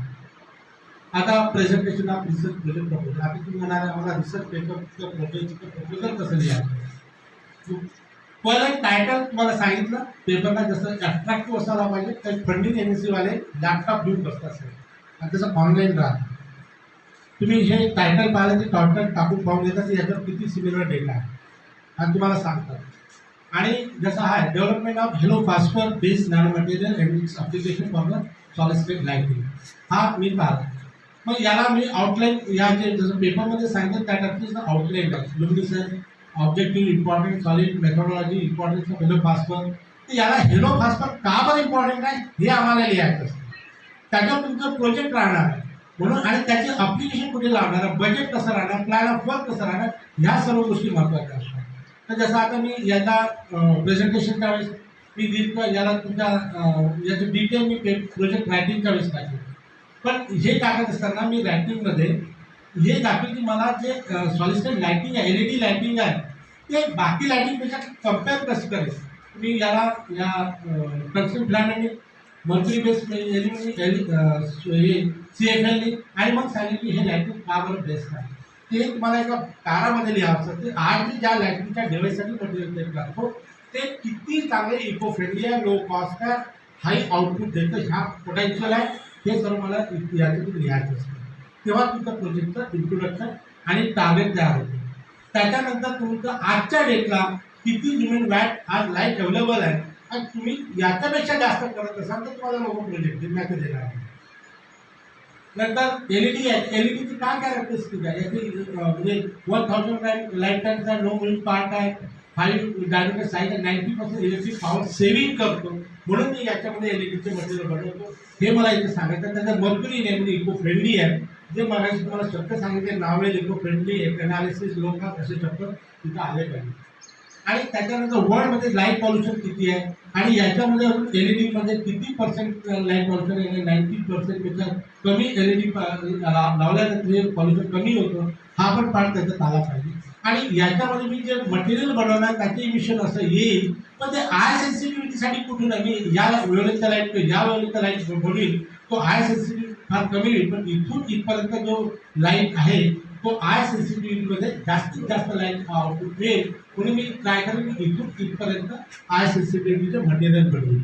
तर ते माझ्यासाठी फार महत्त्वाचं आहे. तर तुम्हाला याला प्रॅक्टिकली पण एक्सप्लेन करायचं असतं.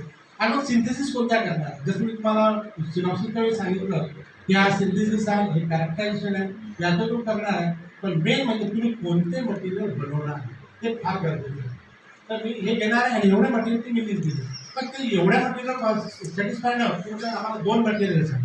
तर याच्यानंतर आपण या मटेरियलचे डिटेल 2 मटेरियल त्यांना दाखवलं की 2 मटेरियल काम करेल आणि 2 मटेरियलवर काम नाही झालं की एवढं मटेरियल माझ्याजवळ आहे मी इथून पण मटेरियल बनवू शकतो. तर तुमचा प्रोजेक्ट सक्सेस होईल. एवढं दाखवणं फार गरजेचं आहे.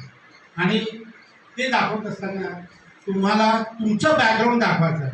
जसं एखादा व्याजाचे पैसे घालणार तर कोणी पैसे तेव्हा देतात तुम्ही गोल्ड ठेवाल किंवा तुमच्या घरी प्रॉपर्टी किंवा पगाराची स्लिप ठेवा कोणी चेक द्या तेव्हा तो पैसे देतो. तसे इथेही तुम्हाला तो पैसा देत असताना तुमच्याकडं काय हे पाहत असतो. तर जसं मी म्हटलं माझं ऑथर बुक 9 आहे, एडिटेड बुक 6 आहे, चॅप्टर माझे 31 पब्लिश इंटरनॅशनल लेवलवर. तुम्हाला विचारा हा काही काम करू शकतो हे प्रूव्ह करतो. पण त्याच्यानंतर माझे 31 पेटंट आहे, 10 पेटंट माझे ग्रांटेड आहेत. त्यात 1 साऊथ कोरियाचा आहे, 7 ऑस्ट्रेलियाचा आहे, 2 इंडियन आहे, पब्लिश 3 आहे, 1 फाईल्ड आहे. तर हा पेटंटपर्यंत काम करू शकतो. आपल्या प्रोजेक्टमध्ये हा पेटंट काढू शकतो. अल्टरनेट मला त्यांना सांगायचं असतं. आणि त्यानंतर हेच असतो की हा प्रोजेक्ट सांगेल रिक्वायर्ड डेलिव्हरेबल अँड प्रिन्सिपल इनिशिएटिव्ह. त्याचं सेल्फ बॅकग्राऊंड महत्त्वाचं असतं आणि ते सेल्फ बॅकग्राऊंडमध्ये हा काम हा एक महत्त्वाचा असतो. हा गुगल स्कॉलर याच्यामध्ये हे सायटेशन आहे 9240 इथे लिहिलेलं आहे, 140 आहे आणि ITN 217. ITN म्हणजे मिनिमम आपल्या पेपरचे 10 सायटेशन झालेले असतात. माझे जेवढे काही पेपर आहेत त्याचे 273 पेपर असतात त्याचे 10 पेक्षा जास्त सायटेशन झाले. त्याला ITN इंडेक्स म्हणतात. आणि 40 इंडेक्स म्हणजे माझे जेवढे पेपर आहेत त्याचे 40 पेपरचे ते पेपर 40पेक्षा जास्त सायटेड झाले.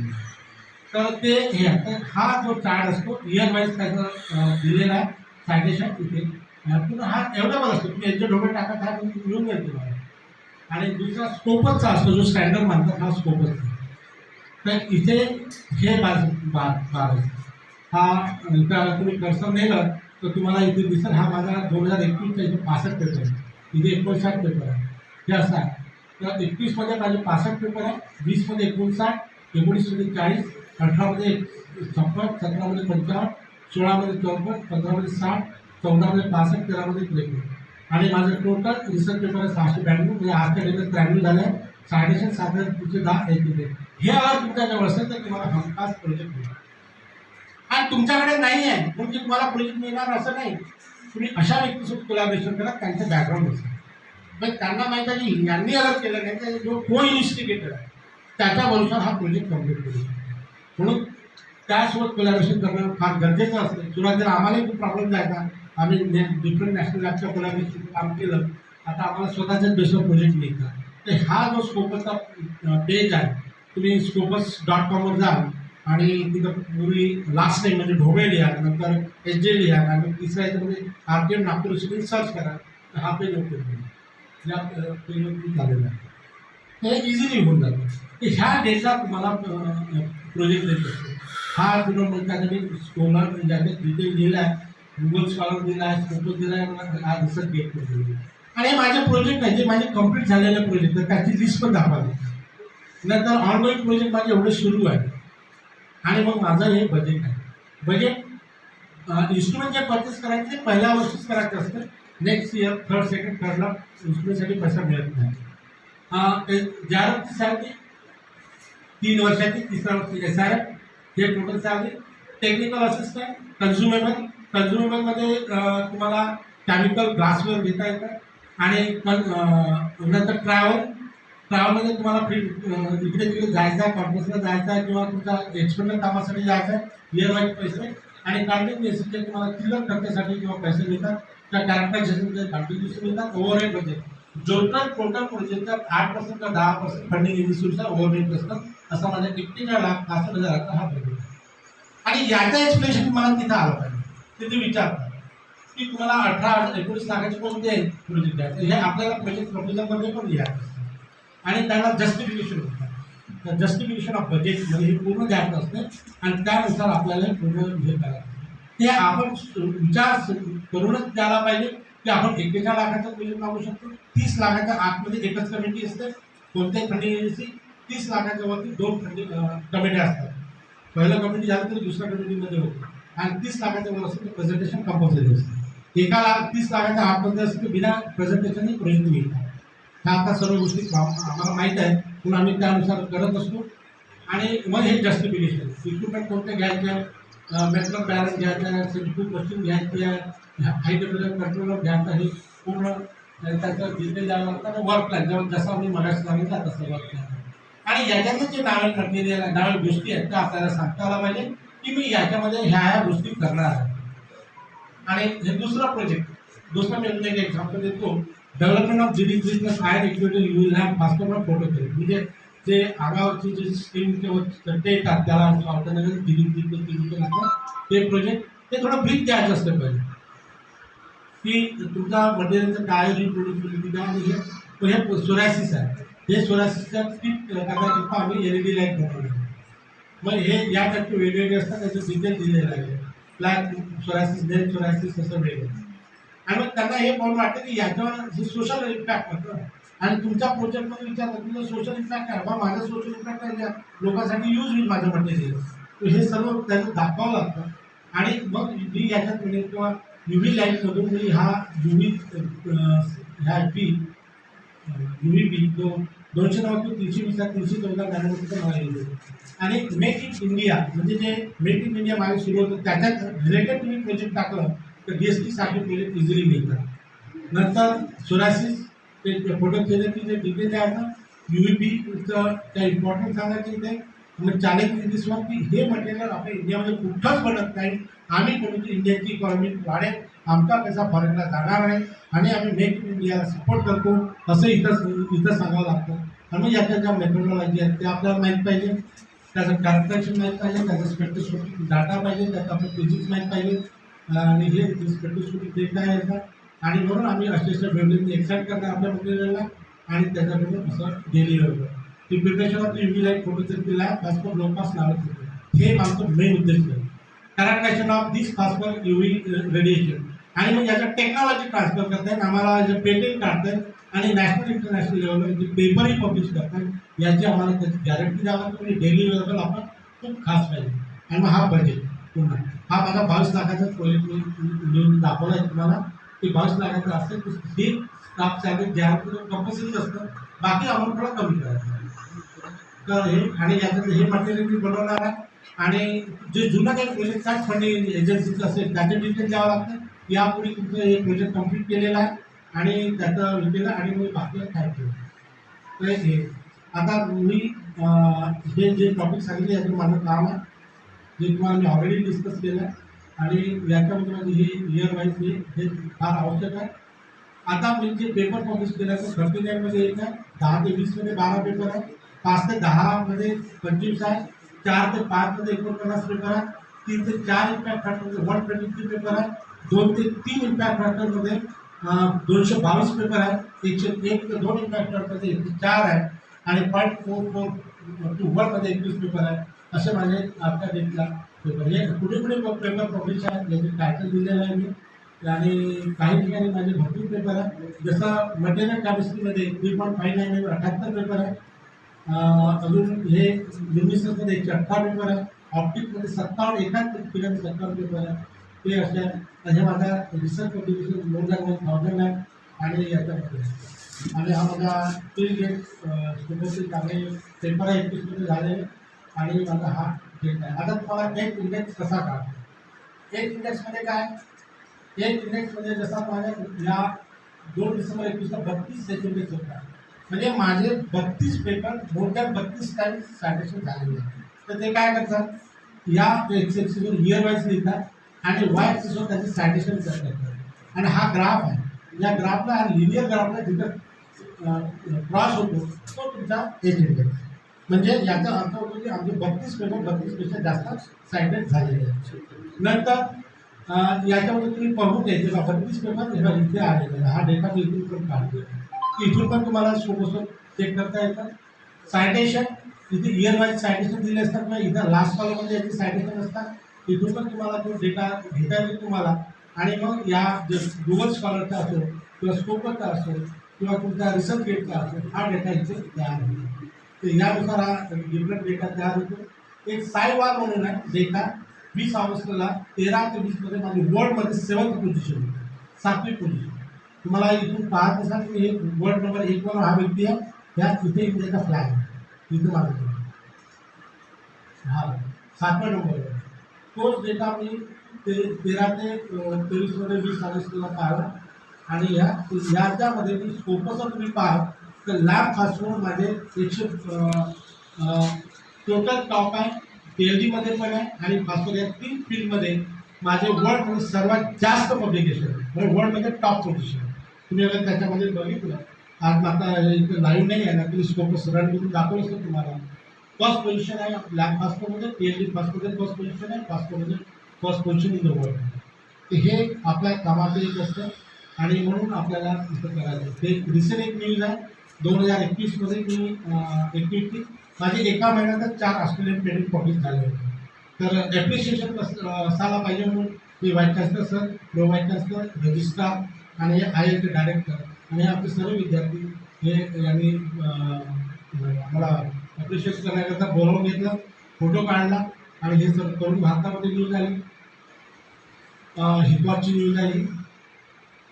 हे लोकमत अजून भारतामध्ये आहे, हा लोकमत समाचार आणि लोकसत्ता अशा ज्या बातम्या येतात त्यामुळे आमच्याशी जे कनेक्टेड असतात म्हणजे मित्र असो, फॅमिलीज असो, कोणी ओळखीचे असो, त्याच्याबद्दल आपला थोडासा वेगळा समज निर्माण होतो आणि तेच आपल्या जीवनाची पूर्ण असते. तर हे आम्ही करत होतो, त्याच्यामुळे आमच्या विद्यापीठाचे नाव असतं. नाही तर कॉलेजवाले भौतिक विद्यापीठाला विद्यापीठ करायचे असे आम्ही टोमणे भेटतात, म्हणून आम्हाला हे गरजेचं असतं. कारण विद्यापीठाचा निगेटिव्ह बातम्या खूप छापतात, तुम्ही बऱ्याचदा पाहिलं पॉझिटिव्ह बातम्या नाही छापत, तर तेवढी मला मेहनत करायला लागते. माझ्या पॉझिटिव्ह बातम्या मला आणून घ्यावं लागतं. ती मला यासाठी पण मास्टरकी असते. आता डायरेक्टली डॉक्टर संजय डोंगरे यांच्या संशोधन हॉस्पिटल पेटे तर बरं वाटते ना वाद ऐकायला.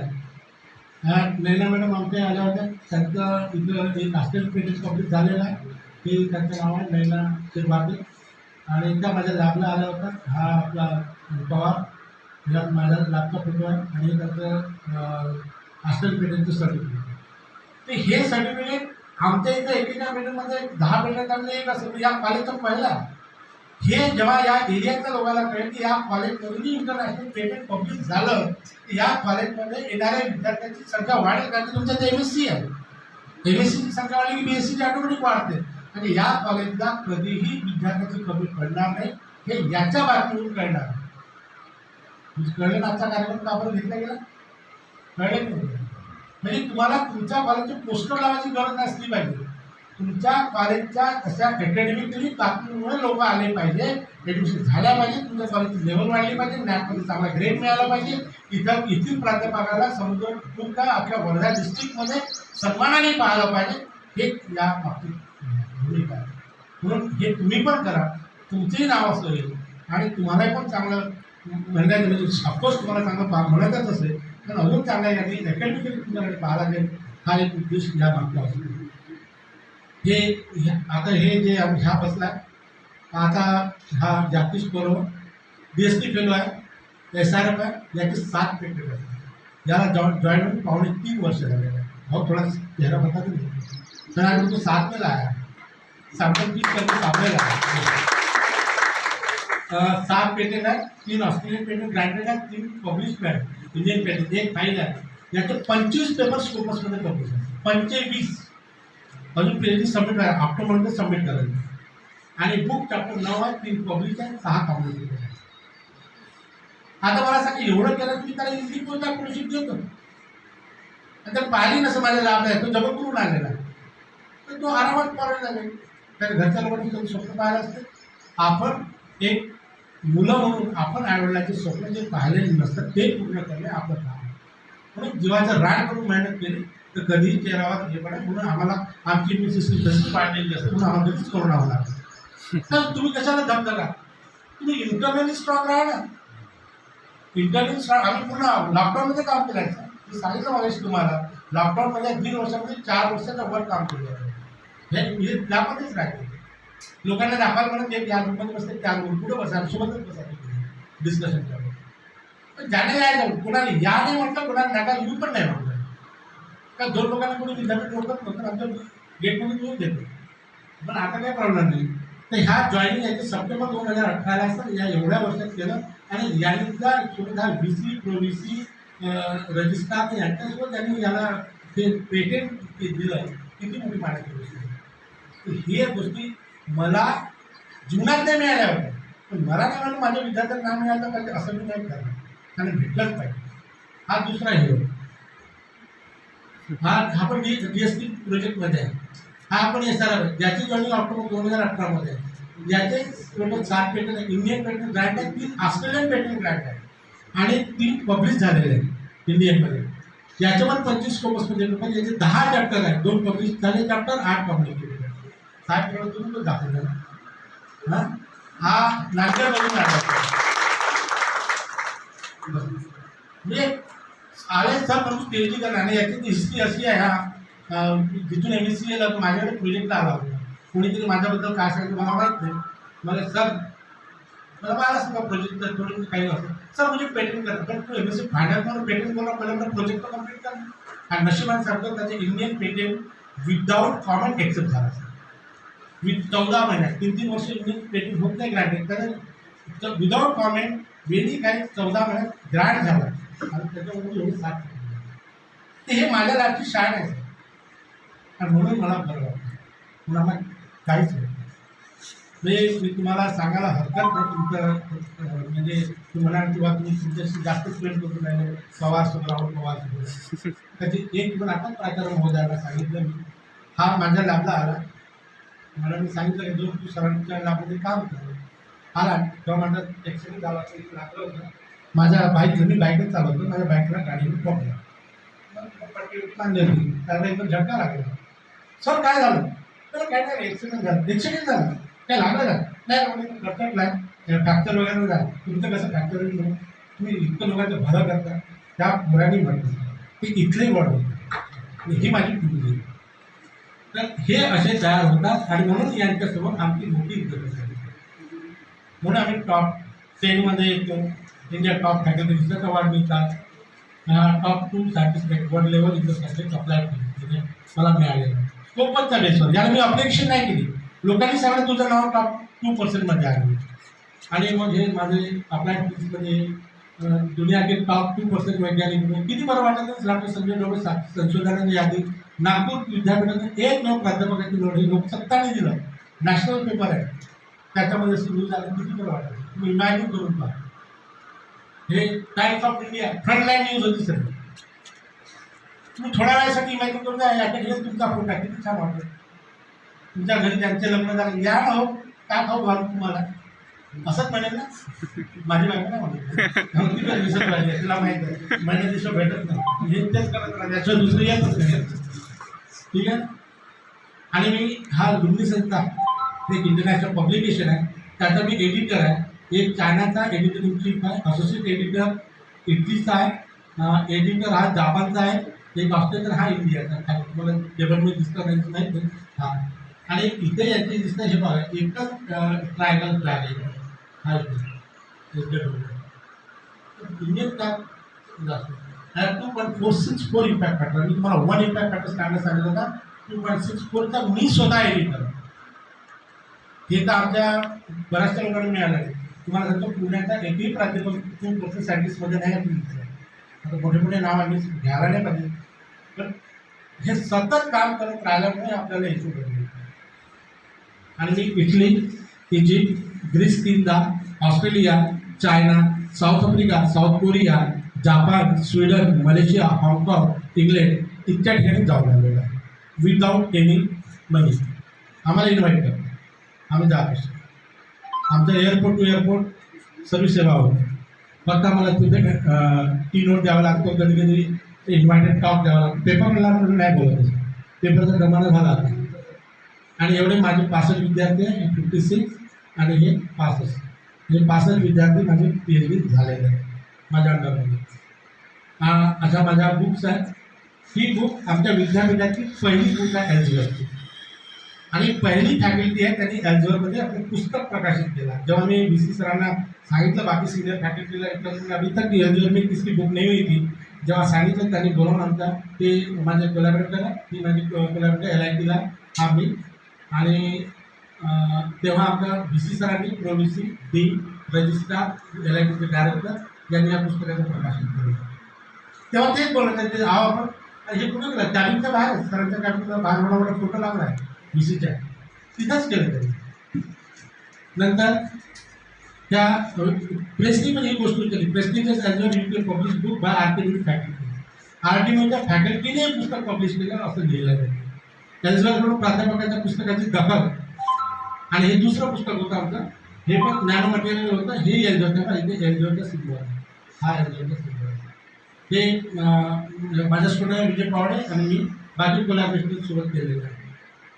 तर हे माझा विसी सरांनी याची पब्लिकेशन घ्या. ही न्यूज आली पाहिजे, लोकांना कळलं पाहिजे आपल्या इथे या टाईपचं काम चालतं. तेव्हा हे सर्व लोकांनी येऊन पब्लिकेशन केलं. हे माझी थर्ड बुक होती. या 14 फरवरीला याचं पब्लिकेशन झालं. ॲल्झरमध्ये स्पेक्ट्रोस्कोपी लेंथनाईट डोप ऑक्साईड मटेरियल. याचे या कॉन्फरन्स मागच्या नागपूर विद्यापीठात कॉन्फरन्स झाली, इंटरनॅशनल कॉन्फरन्स. तुम्ही आला असेल तर माहिती 14 फरवरीला. त्याचं प्रकार झालं VC प्रो VC डी. हा आमचा ल्युमिनस सोसायटी ऑफ इंडियाचे चेअरमन KVR मोदी, रजिस्ट्रार. हा मी एक ऑथर, हा पावडे दुसरा ऑथर, आणि माझी कोलॅबरेटर अमृतसरला विभाग चंद्र एक थर्ड ऑथर. त्या आणि हे आमचे head of the department professor Chimankar फिजिक्सचे, ते आम्ही काय करू. त्यावेळेस आम्ही VCने आमचा सत्कारही केला. आणि हे माझे मलेशियाचे कोलॅबरेटर आहे. त्यांचा त्यावेळी एका पुस्तकाचं एक्सेप्टन्स आलं होतं, त्यांची सरकार केलं. ते परवाच्या दिवशी ते पुस्तक पब्लिश झालं, सॉफ्ट कॉपी. हे तेव्हा आम्ही VCचा सत्कार केला, कारण एका महिन्यानंतर ते रिटायर्ड होणार होते.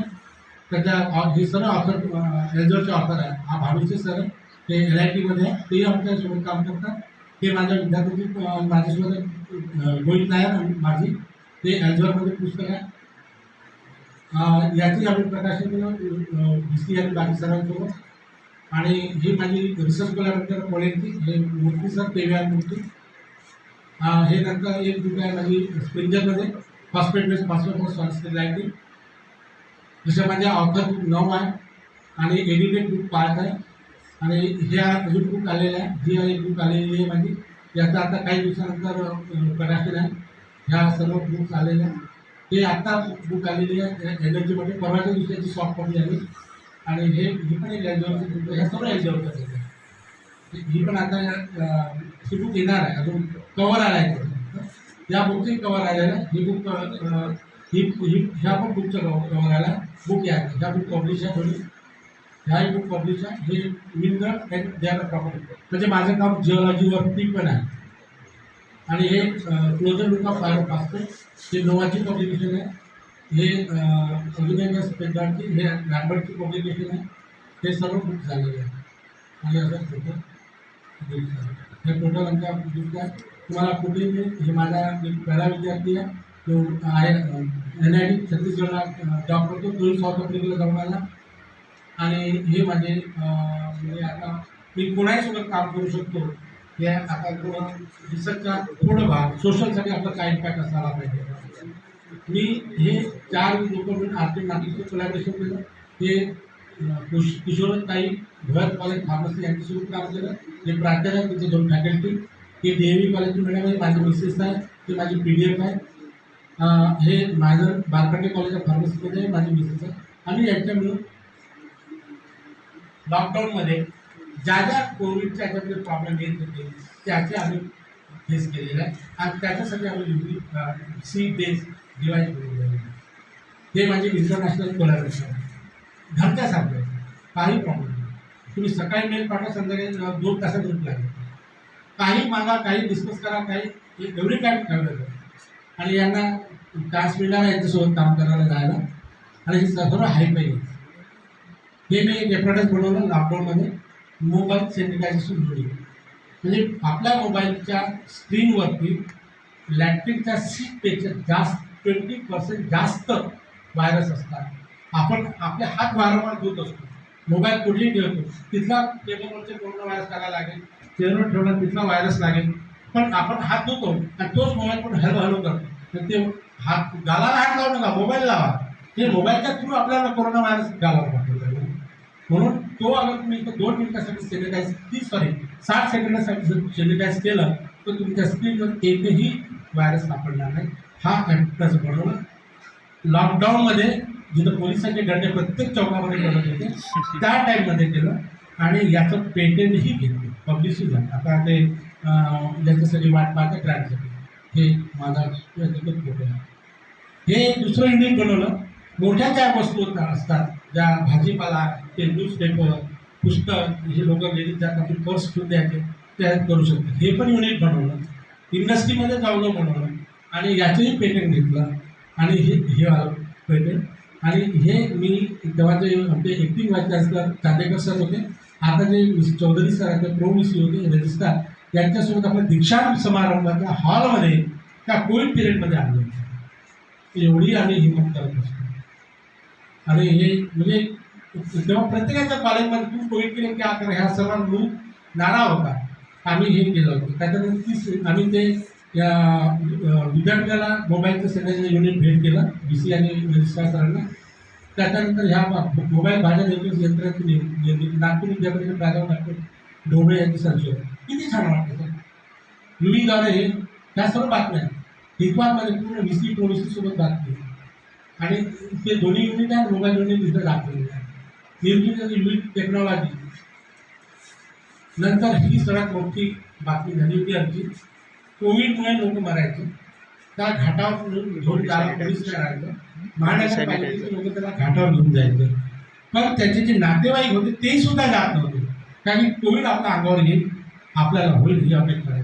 आम्ही मिसेस तुम्ही असं चहा पीत बसतो ना, यार आपण सर्व काय करतो, इथं काय नाही करता येत का, तुम्ही करता येईल काय नाही. दोघं चाललं, सकाळी उठलो 4 वाजता, एक डिझाईन बनवलं, मग सकाळच्या चहामध्ये आपण डिस्कस केलं. आम्हाला एक बालाजीचा व्यक्ती पाहिजे होता, पण फार्मसीचा बालकडी कॉलेजचा पकडला मित्रच होता तो, त्याला रात्री सकाळी 10 वाजता बोलवलं. आम्ही प्लॅन आउट वर्क केलं आणि हे युनिट बनवलं की जो कोविडनी मरतो डेड बॉडी कोविडची, त्याला या युनिटमध्ये ठेवून UVCने अगर सॅनिटाईज केलं 5 मिनिटासाठी, मेलेली बॉडी आहे. पण नंतर आम्हाला कळलं की त्या बॉडीला पूर्ण प्लास्टिकने रॅप करतात. तर ठीक आहे ना, प्लास्टिक रॅप करा, मग त्याला पॉलिथिन बॅगमध्ये पूर्ण बॅग ठेवा ना. पण ती बॅग उचलताना त्याला रेग्युलेशन ठेवताना महानगरपालिकेचे कर्मचारी अफेक्टेड होणार नाही. त्याला थोडी चेन उठून थोडा फेस दाखवला तर तरी काय फरक पडत नाही. आणि घाटावर गेलं तुम्ही थोडं चेन उघडी करून त्या फेस पाहिला तर त्याचे नातेवाईक 5 फुटावरून त्याचं दर्शन घेऊ शकते. म्हणजे आम्ही ज्या कोविड पेशंटने म्हणजे लोक मरत होते त्याच्या नातेवाईकाला त्याचं दर्शन होण्यासाठी घाटापर्यंत पोहोचण्याचं काम आमच्या या संशोधनाने. म्हणजे इथं कुठे फिजिक्स आलो. आणि एवढंच नाही, याच्यामध्ये हे बघा ते पूर्ण आम्ही ते बनवलं आणि इथे नागपुरातले सर्व पलंग बनवण्यात बिझी होते. आम्ही अमरावतीला जाऊन तयार केलं सर एवढ्या याच्यामध्ये. आणि हे UV लाईटमध्ये त्याला हे राहतं, डायरेक्टली ऑन ऑफ लाईट आहे त्याच्यामध्ये, म्हणजे असं तो कोणाला अफेक्ट करणार नाही याची काळजी घ्यावी. याच्यावरही पेटंट काढलं आम्ही. पेटंट काढलं म्हणजे ती माझी वाईफ, मी आणि हे तिसरे महाजन सर बालकाटे कॉलेजचे. आणि हे युनिट आम्ही मेडिकल कॉलेजला डोनेट केलं सर. आणि त्यासाठी आम्ही व्हाईस चान्सलरला बोलवलं. व्हाईस चान्सलर आले पण होते एवढा कोविड डीनच्या टायमिंगच्या समोरचा हॉल आहे तिथे, आणि तिथे हे युनिट आम्ही त्यांना डोनेट केलं. हे आमचे VC बाकी लोकांसोबत. आता अशा वेळेस आपण आता जो मुख्याला अगर तिथे आणलं तर खरंच त्यांना अभिमान नाही वाटायला. आणि एवढं ते गाजलं. हे डीन ऑफ आहे मेडिकलचे आणि हे तिथे एक डॉक्टर आहे. तर आम्ही याला तेव्हा सरांनी भाषण मागून सांगितलं की इनोव्हेटिव्ह आयडिया आहे, सोशल वर्क आहे, आम्ही हे मेडिकलला डोनेट करतो, लोकांचं कामही यावं. आणि म्हणून आम्ही याला हे केलं. याच्यामध्ये नंतर बऱ्याचशा बॉडी याच्यामध्ये टाकून सॅनिटाईज करून घाटावर जात होत्या. एक दिवस मी एका कोणाच्या ट्विटरमध्ये गेलो तेव्हा 3-4 एका बसमध्ये 2-3 बॉडीची आहेत, त्याच्यावर भरपूर आहे. फार सरळ नातेवाईक लांबून त्याच्यावर नमस्कार करत होते. कोणी म्हणजे ढोबळे सर आपल्या संशोधन चांगलं आहे. लोकांना काही फायदा झाला तर तर आपल्या रिसर्चचा फायदा. हे आम्ही केलं. हे आता कोणत्या फिजिक्स सिलेबसला नाही आहे, केमिस्ट्रीला नाही आहे, फार्मसीला नाही, फक्त मनातून काहीतरी सोसायटीसाठी करायचं असते म्हणून केलं. याचं एवढं झालं सर की अशा बातम्या त्यांना हितवास आपल्याला रिसर्च डेव्हलप नॉलेज काढण्याची नावासही दाखवली.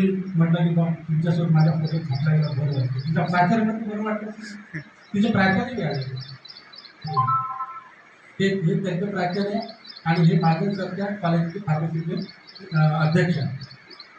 हे माझे बॉस झाले, हे तिचे बॉस झाले आणि हे माझे सरचे बॉस. किती चांगलं वाटतं मला. आपापल्या बॉसला मी नाही यायचं. आले होते बिचारे कोविडमध्ये 8 तासापैकी. हे TY टाइम्स ऑफ इंडियाची न्यूज फ्रंट पेजला बातमी होती. ही पण पुढे हा पूर्ण केला आणि हे नावही दिले त्यांनी. हे महाराष्ट्र काय बाधित द्यायचं आंतरराष्ट्रीय शक्य एवढंच नाही, हे TV न्यूजवर 8 चॅनलला बातमी आहे. म्हणजे हप्ताभर माझ्या फक्त इंटरव्ह्यू दाखवतो, 8 चॅनलला अख्ख्या महाराष्ट्रात बातमी आलेली. ये नागपूर विद्यापीठाचे रिसर्च बनाया उपकरण कोरोना मुक्त का प्लास्टिक बैग होगा सॅनिटायझर हे आणि तिथल्या डॉक्टरने आम्हाला हे ॲप्रिशिएशन लेटर पण दिलं. तर असं काम केलं तर काहीतरी रिसर्चचा फायदा होतो आणि जे रिसर्चमध्ये डिव्होशन असतं ते आउटपुट येतं. त्यानंतर आम्ही हे असं एक युनिट पुन्हा बनवलं, त्याच्यात ट्रिपल क्लिनिंग आहे. म्हणजे आता इथं समजा हॉस्पिटल आहे ते क्लीन करायचं असेल तर UVने, केमिकलने आणि हॉट एअरने असे 3 युनिट याच्या खाली बसवलेलं आहे. आणि हे सुद्धा युनिट आम्ही बनवलेलं आहे हे, आणि हे सुद्धा आम्ही VCना विद्यार्थ्याला डोनेट केलेलं आहे. म्हणजे असे उपक्रम आम्ही करतो. याच्यामध्ये हा एक आहे विश्वनाथराव फार्मसीचा, हा कोकरे हा पण फार्मसीचे, आणि भानुसे सर याला एक तिथे नाव आहे. चौघांनी आम्ही हे युनिट बनवलेलं आहे. मल्टीफोकल आणि ड्रोन, एक ड्रोनवाला पण बनवलं. जसं आता आपण तिथे उठून गेलो आणि इथे कोरोना असेल तर ड्रोनला UV लाईटवर पूर्ण सॅनिटाईज करता येतं. ते तुम्हाला पुढच्या उचलायची गरज नाही, काही गरज नाही. तर आता ड्रोनने फोटोग्राफ काढला ना तसं पूर्ण सॅनिटाईज करता येतं. हे आम्ही समर्पित उत्तर विद्यापीठाला समर्पित, ते आम्ही 4 आहे. असं वाटतं ना शाळेचे विद्यार्थी आहे. मलाही माझं वय थोडं कमी झालं वाटलं फोटो, म्हणून मी हा फोटो फ्रेम करून चौघांनाही गिफ्ट दिला आणि सगळ्यांनी आपापल्या कार्यक्रम केले. हे फार्मसीचे जे आहे कोराट इथल्या कॉलेजमध्ये दिलेला ॲश सुद्धा बाहेर गेलेल्या पाहिजे, ते नालीमध्ये सोडून त्याचं लिक्विड म्हणून आम्ही हे केलं. त्याचेही पेटेंट म्हणून असे मी टोटल लॉकडाऊनमध्ये 8 पेटेंट केलं. ते UVCला आहे. अजून भरपूर आयडिया होती पण पैशाने आम्ही कमी पडलो, लोकांनी कमी पडलो. जे लोकच नाही राहत म्हणजे आपण आता ते कोणाकोणाशी आपण बोलायचं, कोणाकोणाशी मॅनेज करून घ्यायचं आणि पैसे पण जातात. आपले याला 1.5-2 लाख माझ्या खिशातून गेलो. जे कोलॅबरेटर त्यांची गेलं, कारण पेटेंटला फायला पण खर्च येतो आणि युनिट बनवणं त्यात या सर्व गोष्टी त्याच्यामध्ये होत होत्या. म्हणून आम्ही तिथे थांबून गेलो आणि मग म्हटलं जास्त काही आपण करू नये. अशा प्रकारे आम्ही एक गोष्ट त्यामध्ये केली आणि म्हणून मला कोविड हा फायद्याचा ठरला. प्रत्येक गोष्टीला कसं घेतलं पाहिजे यावर डिपेंड आहे. म्हणून मला एवढं माझ्या परिस्थिती कशी असतो, माणसाला स्वतःच्या आधारावरच उभं राहायचं असतं आणि जो स्वतःच्या आधारावर उभं राहतो त्या दुनियामध्ये कोणती ताकद थांबू शकत नाही, हा माझा प्रचंड विश्वास आहे. आणि त्याच्यामुळे मला काही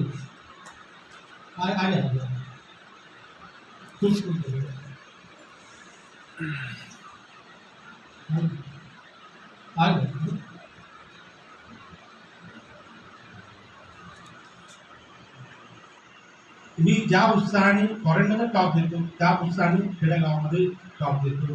ते मला माहीत आहे फॉरेनमध्ये कोणी इज्जत करत नाही, गावामध्ये जास्त इज्जत करतो. तर मला तेवढापेक्षा जास्त उत्साह गाव खेड्यामध्ये जाऊन बोलण्यात तसे विद्यार्थ्यांसमोर देतो. माझं एक LED टॉक आहे ते मोटिवेशन फॉर रिसर्च, ते मी 11वी वर्गापासून MSCच्या विद्यार्थ्यांना करतो. पण ते प्रत्येक लेवल वेगवेगळी असते. MSCला जायचं असेल तर त्याला वेगळं असतं, त्याला सेंटेन्सेस भरपूर असतं आणि 3 तासाचं टॉक आहे. एकही विद्यार्थी उठत नाही. आता तुम्ही बोर झाले का 2 तास तर झाले असेल तर हां बोर नाही होते तर तुम्हाला कंटाळले असेल, बोर नाही झाले एवढं मला पक्क माहीत आहे. कारण की कुठे ना कुठे मला वाटत नाही काश मैं ये करता, काश मेरा भी फोटो आता, काश 39 वाला पेपर मेरा भी होता तो मुझे कैसा लगता है. हे स्वप्न जिवंतपणे पाहायचे, उघड्या डोळ्याने दिवसा पाहायचे आणि त्याच्यासाठी मेहनत करायची. ते त्यांच्यासोबतही केलेलं काम आहे.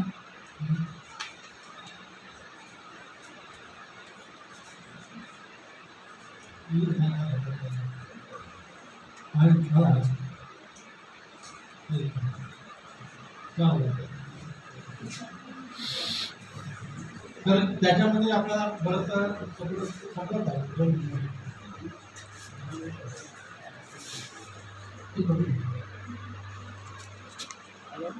ज्या बॅग्स पाठवतात त्याचाही UV सॅनिटाईज करून पाठवायचं.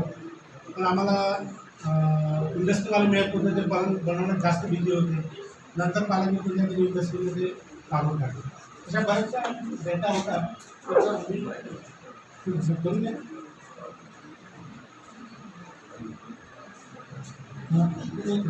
हाँ हो जाएगा. हाँ बैंक का नाही ठीक आहे. तर हे जे 2% सायंटिस्टचे 3 लोकांनी हा डेटा आमचा प्रकाशित केला होता आणि याच्यामध्ये या ज्या न्यूज आहेत त्या आल्या. याच्या प्रकारे एक न्यूज आली होती 1 लाख घंटे चलनेवाला इको फ्रेंडली LED. हे डिफरंट LEDचे वर काही न्यूज आल्या होत्या. अजून सिटी लाईनमध्ये पण ही बातमी आली होती. आणि एक हा करंट सायन्सने पेपर पब्लिश केला होता. ते करंट CSRचे सायंटिस्टने आणि वेअरऑफ जे रिसर्चर काम करतात त्यांच्याकडनं डेटा घेतला होता आणि त्या डेटा त्यांनी इथे दाखवला आणि 20 लोकांची यादी दिली होती. त्यामध्ये मी 18व्या नंबरवर आहे ढोबळे यांचे. तर मला माझी यादीमध्ये मी 18व्या नंबरमध्ये आहे, टॉप 18वर आहोत. याचं मला दुःख नव्हतं. याच्यात 15 नॅशनल लॅब होत्या आणि 5च युनिव्हर्सिटी होत्या.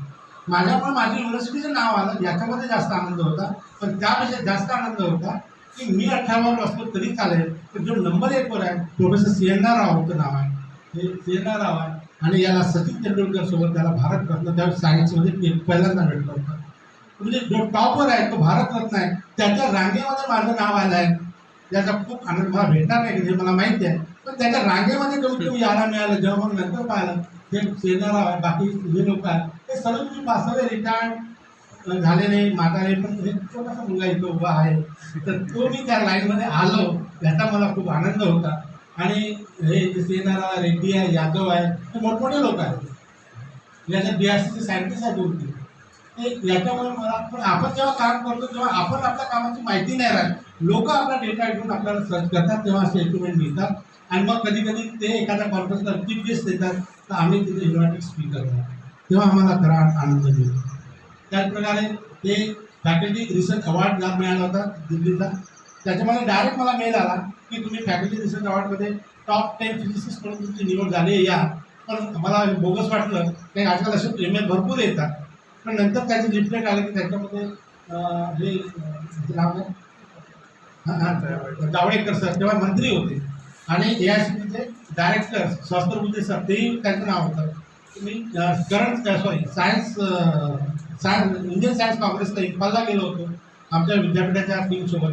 तिथून मी डायरेक्ट दिल्लीला विमानाने गेलो आणि माझे 3 मूर्ती भवन जिथे जवाहरलाल नेहरूचं घर आहे त्या तिथल्या होतं, त्याला तिथल्या एका हॉलमध्ये कार्यक्रम झाला. आणि त्या ठिकाणी जावडेकर त्यांना थोडं काम असल्यामुळे पहिला अवॉर्ड 1 अवॉर्ड दिला, निघून गेले. बाकीचे अवॉर्ड या सरांनी दिले, सहस्त्रबुद्धे सरांनी. त्यावेळेस मला हा अवॉर्ड डायसवर मिळाला. तेव्हा मी इंडियातला 2nd फिजिसिस्ट होतो. तर तो मला 3 मूर्ती भवन. तर हे असे अचिव्हमेंट मिळतात. हे जे व्यक्ती आहेत मोठे याचं मला वाटतं कोणतरी आजतकमध्ये येतो. मला आता सध्या हां डिबेटर म्हणून कोणतरी येतो. हे सहस्त्रबुद्धे सर आहे. हे एक लवली युनिव्हर्सिटीचे काहीतरी VC आहे. असे मोठेच लोक तिथे होते. आणि मग त्याच्यामुळे हे लोक आपलं नाव उचलतात की professor Dhoble honour with India top faculty research award. तर अशा गोष्टीच आपल्या विद्यापीठाला घडवतात. म्हणून माझं म्हणणं आहे की हे आपलं महाविद्यालय, हे आपलं विद्यापीठ, हे विषयाला पण म्हणतात. जोपर्यंत सर आपलं विद्यापीठ कोणी म्हणणार नाही तोपर्यंत ती व्यक्ती त्या विद्यापीठासाठी काम नाही करू शकत. आपलं महाविद्यालय म्हणणार नाही तोपर्यंत ती व्यक्ती आपल्या महाविद्यालयासाठी काम करू शकत नाही. आणि ते करायचं असेल तर अशा बातम्या आपलं ते सर्व करत असतात. आणि मग अशा बातम्या आल्या तर आपले सर्व नातेवाईक, आपले सर्व हिंदू चिंतक आपल्याला वेगळ्या नजरेने पाहतात. हे एका कॉन्फरन्समध्ये मला लाईफ टाईम अचिव्हमेंट अवॉर्ड केमिस्ट्रीच्या कॉन्फरन्समध्ये भेटला होता. आणि हा प्रोग्रेसमध्ये 31 इम्पॅक्ट फॅक्टर होते. हे 2 पेपर झाले असल्यामुळे मला त्यावेळेस चांगलं दिलं होतं. तेव्हा यांनी पाठवलेलं होतं ढोबळे यांचा अनोखा विक्रम 19 पेटंट एका वर्षात केले होते.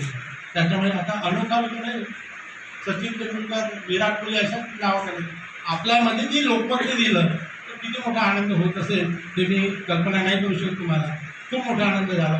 डॉक्टर ढोबळे रिसर्च पेपर हा इम्पॅक्ट उतरला. आणि हा मला त्याच्यामुळे मी 20 सप्टेंबर 1988ला नागपूरमध्ये आलो होतो. तेव्हा मला विद्यापीठात कोणीच ओळखत नव्हतं. तर मी जबलपूर माझे MSc झालेलं आहे. विद्यापीठात कोणी 30 वर्ष लागले की मला त्या विदर्भात आल्यानंतर विदर्भ रत्न व्हायला. मला या 2020मध्ये विदर्भ रत्न पुरस्कार मिळाला. त्याच्यामध्ये तो विटावा हे सर प्रोव्हिसी होते विद्यापीठाचे आणि हे निधीचे डायरेक्टर होते. त्यांनी मला हा अवॉर्ड दिला. तर बरं वाटतं की आपल्याला 8 फेब्रुवारी 2020 रोजी हा अवॉर्ड मिळतो. माझी एंट्री विदर्भामध्ये 20 सप्टेंबर 1988 साली झाली. तर टोटल 30 वर्षाचा कालावधी म्हणजे मला काम करावं लागलं, तेव्हा मी या अवॉर्डचा लायकीचा झालो. आणि मला बरोड्याला एका कॉलेजमध्ये शाळेमध्ये मी टॉप दिला होता. अशी मला माझी भरपूर आजपर्यंत म्हणजे मोटिवेशन फॉर रिसर्चसाठी मी टॉप देतो 10वीच्या पोरापासून तर MSc पर्यंत. असे माझे मी त्यांनी 40-50 टॉप दिलेला. की माझा छान छंद आहे मला टॉप द्यायला किंवा लोकांना समजून घ्यायला, ते मला खूप बरं वाटते. तेव्हा कधी काही असा साऊथमध्ये CV रमणची कॅप घालून सत्कार केला जातो खुर्चीवर बसून, असा एक मनोज्ञ सत्कार असतो. ही जी व्यक्ती एवढी साधी तुझी BSc आहे केमिस्ट्री माझे रिसर्च कोलॅबोरेटर. आणि लग्नामध्ये जसा हार नसतो त्याच्यावेळेस चांगला हार गळ्यात लोकं घालतात, तेव्हाही आम्हाला बरं वाटतं. आणि शासनाने दिलेली शाल जशी नसेल त्यावेळेस चांगली तशी शाल साऊथमध्ये घातल्या जाते. तिचा ट्रेंड आहे, अशीच शाली घालतात.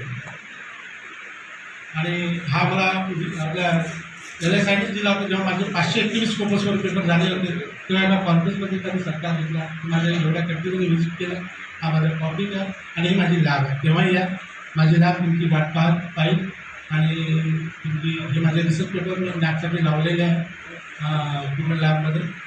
आणि हा मी तर मी मला हे माझे रिसर्च स्टुडंट्स आहेत, त्यातले अर्ध्यापेक्षा जास्त PhD येऊन चांगल्या नोकरीवर लागलेले आहे. So thanks to all my research student and research collaborator. आणि माझी लॅब सगळ्यांसाठी ओपन आहे. My lab is open for all collaborators. आणि थँक्यू व्हेरी मच.